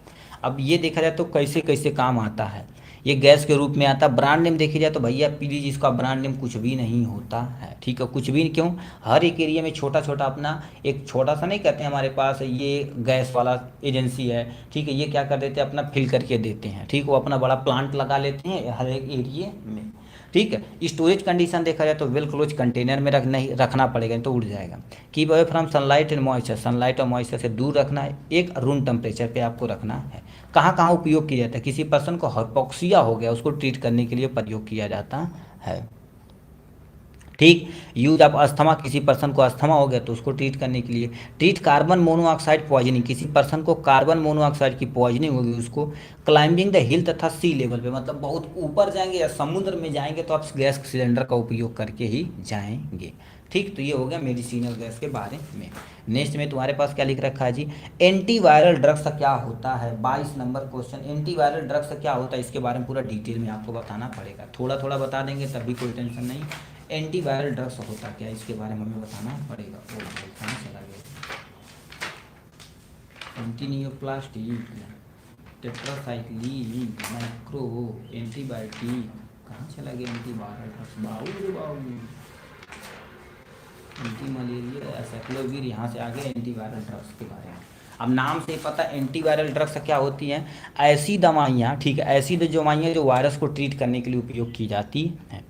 तो लिखा an agent which work against the viral disease is known as antiviral, मतलब ऐसी दवाइयाँ जो वायरस को ट्रीटमेंट के लिए उपयोग की जाती हैं उसी को एंटीवायरल ड्रग्स बोलते हैं। वायरस क्या होते हैं, link between living and non living, मतलब ये तो न तो जीवित रहते हैं ना तो मरे रहते हैं। यदि किसी लिविंग ऑर्गेनिज्म के कांटेक्ट में आते हैं तो ये लिविंग की तरह बिहेव करते हैं। Nucleus do not have, sorry, virus do not have nucleus, इसके पास कोई न्यूक्लियस वगैरह नहीं होता है। ठीक, अब नेक्स्ट में तुम्हारे पास virus of the genetic material single standard RNA भी हो सकता है जो कोरोना में था, डबल स्टैंडर्ड डीएनए भी हो सकता है, सिंगल स्टैंडर्ड डीएनए हो सकता है, डबल स्टैंडर्ड आरएनए तो डबल स्टैंडर्ड डीएनए भी हो सकता है। Virus for the growth a suitable host requirement, मतलब वायरस को क्या करना चाहिए, ग्रोथ करने के लिए एक सुटेबल होस्ट चाहिए, जैसे हमारा शरीर हो गया, इसके अंदर ग्रो करेगा, बाहर नहीं ग्रो करता है।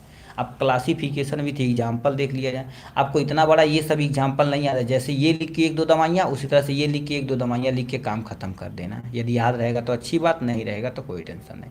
एंटी हर्पिस वायरस में तुम्हारे पास क्या आ जाते हैं, एसाइक्लोविर आते हैं और फेविपिराविर आते हैं, इसका एग्जाम्पल। एंटी रेट्रोवायरस में तुम्हारे पास क्या आ जाते हैं, जोडोविडीन आते हैं और तुम्हारे पास लिखा वेलाडिरीन आते थे, ये सब यहाँ पर लिख देना है। एंटी इन्फ्लुएंजा ड्रग्स तुम्हारे पास क्या हो जाते हैं, एमिटाडीन आते हैं और रेमिटाडीन, इसका एग्जाम्पल हो जाएगा। Non selective anti viral drugs में तुम्हारे पास कौन आ जाते हैं, रिबाविरीन आते हैं और तुम्हारे पास कौन आ जाते हैं, लेमिवेरिडीन, इसका एग्जाम्पल हो जाएगा। तो एक दो एग्जाम्पल याद रखना, अपना काम हो जाएगा। कुछ एग्जाम्पल एसाइक्लोविर, रेमसिविर जो सबसे ज़्यादा प्रयोग किया जाता था कोरोना में, ठीक है, ये हो जाएगा। क्लोनाजेपाम के बारे में थोड़ा सा स्ट्रक्चर इसका ये नहीं है, क्या बनाओगे, ठीक है, क्लोनाजेपाम के बारे में बता देना है।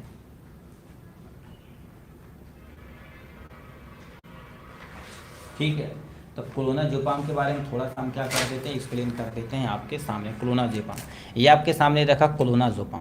अब क्लोनाजेपाम क्या होता है, क्लोनाजेपाम एक बेंजोडाइजापीन है जो मेनली यूज ए एंटी काउंसलिन, मतलब किसी को मिर्गी आ रही हो तो उसको सही करने के लिए, फॉर ट्रीटमेंट ऑप्शन सीजर, इसको उपयोग में किया जाता है क्लोनाजेपाम। स्टोरेज तथा स्टेबिलिटी कंडीशन देखा जाए तो इसको रूम टेम्परेचर पर रखना, सनलाइट और मॉइस्चर से इसको दूर रखना है। फार्मूलेशन देखा जाए तो मार्केट में टैबलेट के रूप में, सॉल्यूशन के रूप में मार्केट में उपलब्ध होता है, इन नामों से मार्केट में आता है। ब्रांड नेम के बाद बात की जाए तो क्लोनापिन के नाम से आ जाता है और तुम्हारे पास क्या हो जाता है, रेबिट्रिल के नाम से आता है, क्लोनाजेपाम के नाम से भी मार्केट में उपलब्ध होता है। यूज किसी पर्सन को मिर्गी आ गई, सीजर हो गया, ठीक है, इस सब के उपयोग में हम क्या करते हैं, क्लोनाजेपाम का उपयोग करते हैं। तो आपके सामने क्लोनाजेपाम का थोड़ा सा इंट्रोडक्शन लिख देना, थोड़ा सा यहाँ से कंडीशन वगैरह लिख के काम खत्म हो जाएगा, ठीक, ये हो जाएगा। और एक्यूरेसी एंड प्रिसीजन क्या होता है, उसके बाद हम 60 MCQ की तरफ रुक करते हैं, ठीक है। एक्यूरेसी एंड प्रोसीजन क्या होता है, ये इंपॉर्टेंट क्वेश्चन, ये शॉर्ट नोट में आता ही आता है, ठीक है। ये आपके सामने एक्यूरेसी एंड प्रिसीजन दिया गया है।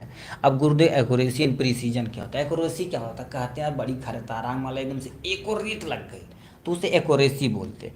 तो accuracy is the measurement is the, ठीक है, measure of the how close two of the value of the true value of the यानी क्वांटिटी।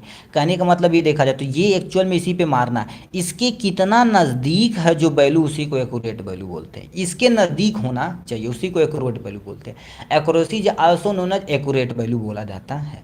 इसमें जो तुम्हारे पास डिफरेंस होना चाहिए लगभग लगभग सिमिलर होना चाहिए। तो लिख रखा तुम्हारे पास एक्यूरेसी जो also desire degree of agreement between the a measured value तथा एक्सेप्टेबल वैल्यू, मतलब जो हमारे पास मेजर वैल्यू यहाँ होनी चाहिए इसी के इर्द गिर्द रहे और बहुत नज़दीक रहे तो उसको एक्यूरेट बोलेंगे। अब प्रिसीजन क्या होता है, जस्ट इसी का उल्टा हो जाएगा। प्रिसीजन में तुम्हारे पास क्या होता है, देखिए एक्यूरेट वैल्यू ये है, बट हम जो तीनों तीर मारे हैं आपस में ये तीनों क्लोज है, देखिए ये आपस में तीनों क्लोज है, बट इससे ये बहुत दूर है, इसके पास भी हो सकता है, इससे बहुत दूर भी हो सकता है, तो इसी को क्या बोलते हैं, प्रिसीजन बोला जाता है। Precision is a define as the closeness of the multiple, और यह लिखा है ऑब्जर्वेशन टू एन अदर और the repeatability of the measurement, मतलब इसे बार बार तुम रिपीट कर रहे हो, ये आपस में एक दूसरे से बहुत क्लोज होते हैं, इसी को क्या बोलते हैं, प्रिसीजन बोला जाता है। Precision are define as the agreement among the cluster of experiment, मतलब कईयों बार तुम एक्सपेरिमेंट कर रहे हो बट रिजल्ट देखा जाए तो आपस में एक दूसरे से क्या होते हैं, क्लोज होते हैं। ठीक है, however it does not imply anything with respect to their of the relation to the true value, true value से बहुत दूर है, इसका कुछ रिलेशन ही नहीं है, ये आपस में एक दूसरे से क्लोज होते हैं, उसी को प्रिसीजन बोला जाता है। एग्जाम्पल देके आप मैनेज कर लीजिएगा। तो इस तरह से देखा जाए तो हमने क्या कर दिया है, 24 क्वेश्चन आप थे मस्त तरीके से कंप्लीट कर लिया है। ठीक है, अब आते हैं हम 60, यानी तुम्हारे पास क्या कर देते हैं, जो यहाँ पर दिया गया है 60 MCQ की तरफ करते हैं। ये ऑलरेडी इस पर टिक है, क्योंकि हिंदी मीडियम पे हमने टिक मार दिया हुआ, आप देखते चले जाएंगे तो काम हो जाएगा। इसमें पहला क्वेश्चन दिया हुआ, ध्यान से सुनिए भाई, ठीक है, एकदम से ध्यान से सुनिएगा। ठीक है, पहला क्वेश्चन क्या पूछा, ठीक, पहला क्वेश्चन इसको थोड़ा सा इससे कर लेते हैं मैनेज। लिख रखा है which antacid is not recommended for long time, मतलब इसमें कौन सा एंटासिड है जो लंबे समय तक आप प्रयोग नहीं कर सकते हैं। एल्युमिनियम हाइड्रोक्साइड, क्यों, क्योंकि एल्युमिनियम मेटल नेचर का होता है, हमारे शरीर में डिपोजिट होने लगा तो दिक्कत हो जाएगी, तो सी वाले पे टिक मार देना। रिएजेंट यूज टू अब लिमिट टेस्ट फॉर क्लोराइड, मतलब जो लिमिट टेस्ट फॉर क्लोराइड करना किस रिएजेंट का प्रयोग किया जाता है, सिल्वर नाइट्रेट का, तो ये पे टिक मार देना है। In organic compound generally do not contain the, ठीक है, यानी फॉलोइंग एटम, मतलब जो इनऑर्गेनिक कंपाउंड होते हैं, इनऑर्गेनिक ऐसे कंपाउंड होते हैं जिसमें कार्बन नहीं होता है, तो कार्बन पे टिक मार देना यहाँ से। पेंसिलिन की डिस्कवरी किसने की थी, इसको नहीं बताएंगे भाई, इसको कमेंट बॉक्स में आप डिस्कवरी बताएंगे। लिखा penicillin was discovered by the following scientist, मतलब किस साइंटिस्ट के द्वारा यानी पेंसिलिन की डिस्कवरी की गई थी, इसको लिख के बताना पड़ेगा। लिख रखा drugs which depress CNS and produce sleep are known as, मतलब ऐसी कौन सी ड्रग्स होते जो यानी नेचुरल स्लीपिंग देती है, अभी पढ़े हिप्नोटिक्स एंड सेडेटिव, हिप्नोटिक्स पे टिक मार देंगे। बीटाडीन क्या होता है, एक एंटी माइक्रोबियल एजेंट होता है, जैसे कहीं घाव हो लगे तो बीटाडीन का उपयोग किया जाता है। जिंक कार्बोनेट की, यानी इसका तुम्हारे पास केमिकल फार्मूला होता है, जिंक जेडन मतलब जिंक, कार्बोनेट मतलब क्या हो जाएगा, ठीक है, CO3, तो जिंक कार्बोनेट यहाँ लिख दिया गया। सिल्वर नाइट्रेट देखा जाता है, ये भी एक तरह का एंटी माइक्रोबियल एजेंट होता है, जो अभी एग्जाम्पल में आप देख किए हैं। Washing soda also known as, washing soda को क्या बोलते हैं, सोडियम कार्बोनेट बोलते हैं, इंटू 10H2O बोलते हैं, तो सोडियम कार्बोनेट लिख देंगे तभी कोई टेंशन नहीं है। Central pharmacopoeia laboratory in situated, मतलब अपने यहाँ सेंट्रल यानी फार्माकोपिया कहाँ पर है, गाजिया, ठीक है, गाजियाबाद में है। Penicillin C the correct option, correct बर्दा, ठीक है, सी नहीं मेरे भैया गलत बोल दिए। ठीक है, अब जो बोले देखिए, पेंसिलिन की डिस्कवरी अलेक्जेंडर फ्लेमिंग नामक वैज्ञानिक ने की थी, अलेक्जेंडर फ्लेमिंग वैज्ञानिक किए थे, ठीक है, रॉन्ग बोल दिए भैया। केमिकल फार्मूला ऑफ द तुम्हारे पास, हाँ, B is the correct option. लिखिए chemical formula of the ferrous sulphate, ferrous sulphate FeSO4 हो जाएगा। ठीक है, क्या देखा, role of indicator in reaction, मतलब कोई रिएक्शन जब कर रहे हो तो इंडिकेटर के एक्चुअल में रोल क्या, इंड प्रोडक्ट को फाइंड करने के लिए हम क्या कर देते हैं, ठीक है, इंड पॉइंट को फाइंड करने के लिए हम इंडिकेटर का प्रयोग करते हैं। कि अमीनो का कलर नॉर्मल कैसा होता है, पर्पल कलर होता है। Anti neoplastic agent are the deeper, यानी medication are use to treatment, antineoplastic cancer के ट्रीटमेंट में उपयोग किया जाता है। ठीक है, नेक्स्ट में 1 सेंटेंस तथा 1 वर्ड में हो सकता है। क्या रखा, which drugs commonly use to detoxification the organophosphate, से एट्रोपिन का उपयोग किया जाता है। कलर, ठीक है, colour of ammonium chloride, ammonium chloride का कलर कैसा होता है, वाइट कलर का होता है। मेनली तुम्हारे पास सीवीड, जो सीवीड खाते उसमें आयोडीन की मात्रा ज़्यादा होती है।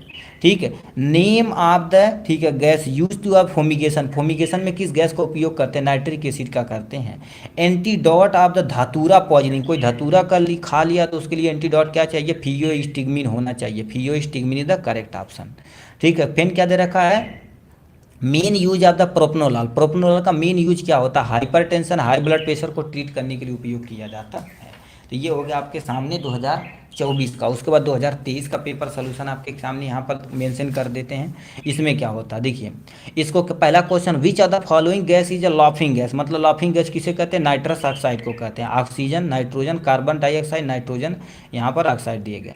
विच ऑफ द, ठीक है, which of the following drugs as antacid, मतलब इसमें से कौन सी दवाइयाँ हैं जो एंटासिड की तरह प्रयोग की जाती हैं। सोडियम बाइकार्बोनेट, अभी एंटासिड का एग्जाम्पल देखें।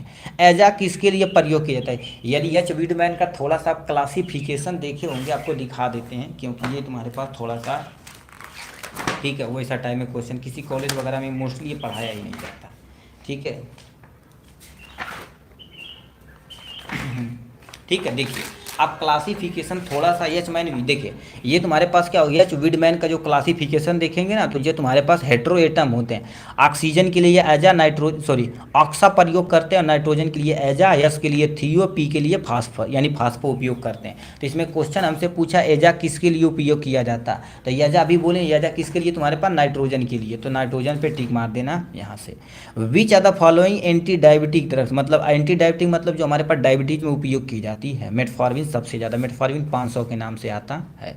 ठीक है, नेक्स्ट में तुम्हारे पास chloroquine phosphate treatment of the following disease, second year का पढ़ा दीजिए प्लीज। उसका तो भाई फर्स्ट ईयर से 2023 का 2024 का पेपर सोल्यूशन खत्म हो गया। सुपर टाइप 25 क्वेश्चन यहाँ जानते हैं, 2 या 3 सब्जेक्ट बचा हुआ, सब चीज़ तो खत्म हो गया भाई। ठीक है, यहाँ पर क्या दे रखा, क्लोरो यानी लिख रखा क्लोरोक्यूनान फास्फेट जो treatment of the following disease यानी मलेरिया के उपयोग में किया जाता है। Which of the anti hypertensive drugs, तुम्हारे पास निफाडीन होता है। ठीक है, फिर क्या दे रखा है, एनेस्थीसिया में, ठीक है, एनेस्थीसिया में प्रयोग किया जाता है, थियोपेंटाल सोडियम प्रयोग किया जाता है। गर्जस ऑपरेटर आर्सेनिक में किया जाता है। पेंसिलिन की डिस्कवरी भाई अब ये तो भाई अभी बोलिए भाई। ठीक है, अभी पेंसिलिन की डिस्कवरी किस वैज्ञानिक ने की थी, कमेंट बॉक्स में लिख के दिखाइए। लिखा पेंसिलिन वॉज डिस्कवर्ड बाय, किससे किए थे, पेंसिलिनियम नोटाटा में तरह की फंजाई थी, उसी से उन्हें प्राप्त किए गए थे। तो पेंसिलिन की डिस्कवरी किसने की थी, यहाँ पर फुल नेम लिख के दिखाइए। नेक्स्ट में IUPAC का भाई फुल नेम लिख के दिखाइए। कक्षा 9-10 में तो पढ़े होंगे, 12 में भी पढ़े होंगे। तो पेंसिलिन की पहले डिस्कवरी किसने की थी, इसका 9वां नंबर 10वां नंबर का IUPAC का फुल नेम बताना है।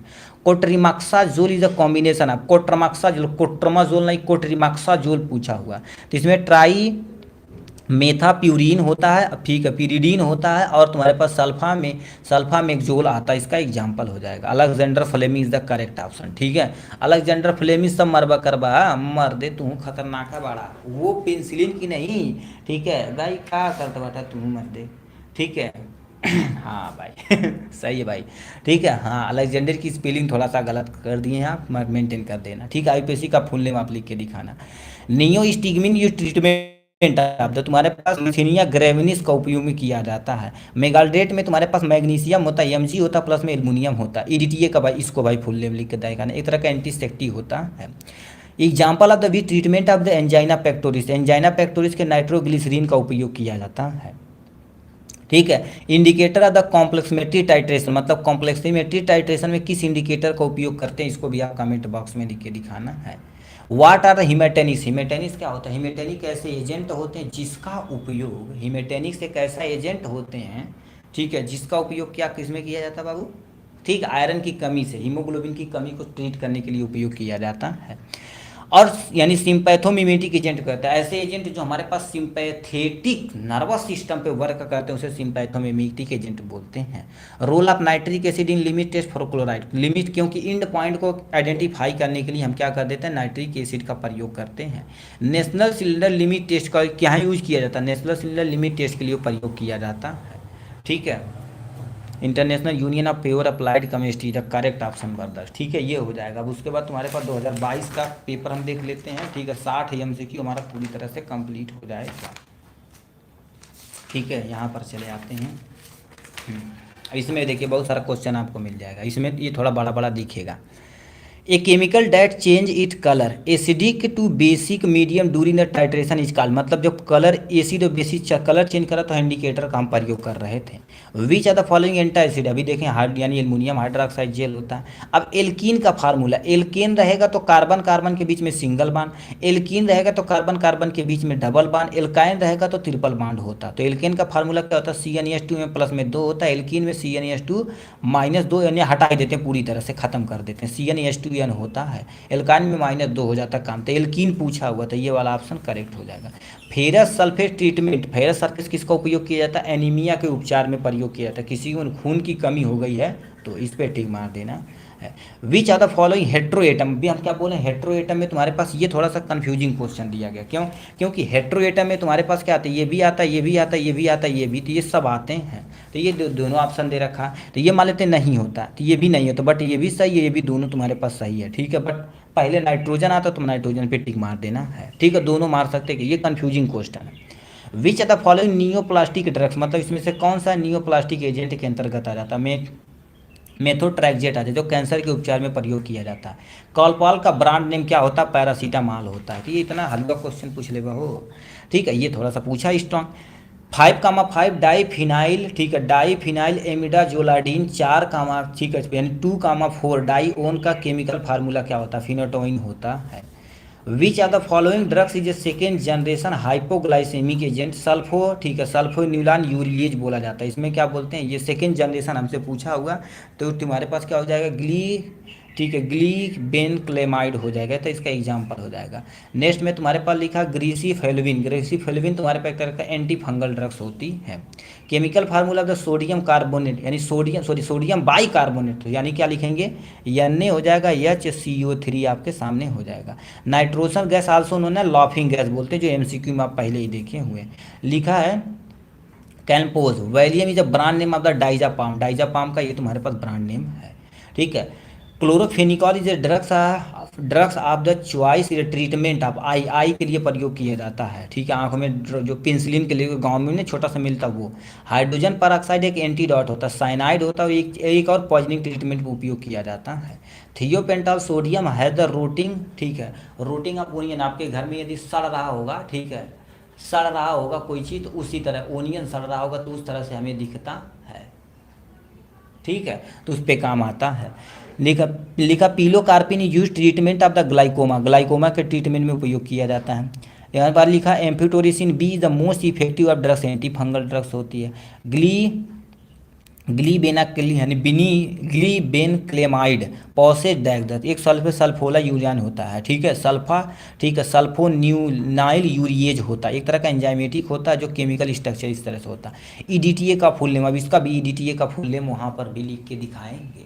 ठीक है, तो इस तरह से देखा जाए तो 60 MCQ हम क्या करती हैं, अच्छे तरीके से कंप्लीट कर लिए हैं। ठीक है, तो ये 1 घंटा 44 मिनट, 2 घंटा तक हमने क्या कर दिया, लेक्चर को ख़त्म कर दिया है। Only for 10 minute. देखिए भाई, केवल 10 मिनट के बाद आपका सोशल फार्मेसी का आएगा, प्लीज़ उसको भी आप देख कर ही जाइएगा। ठीक, तो चलिए आज के लिए बस इतना ही, फिर मिलेंगे नेक्स्ट वीडियो में नेक्स्ट टॉपिक के साथ। तब तक के लिए bye bye and take care.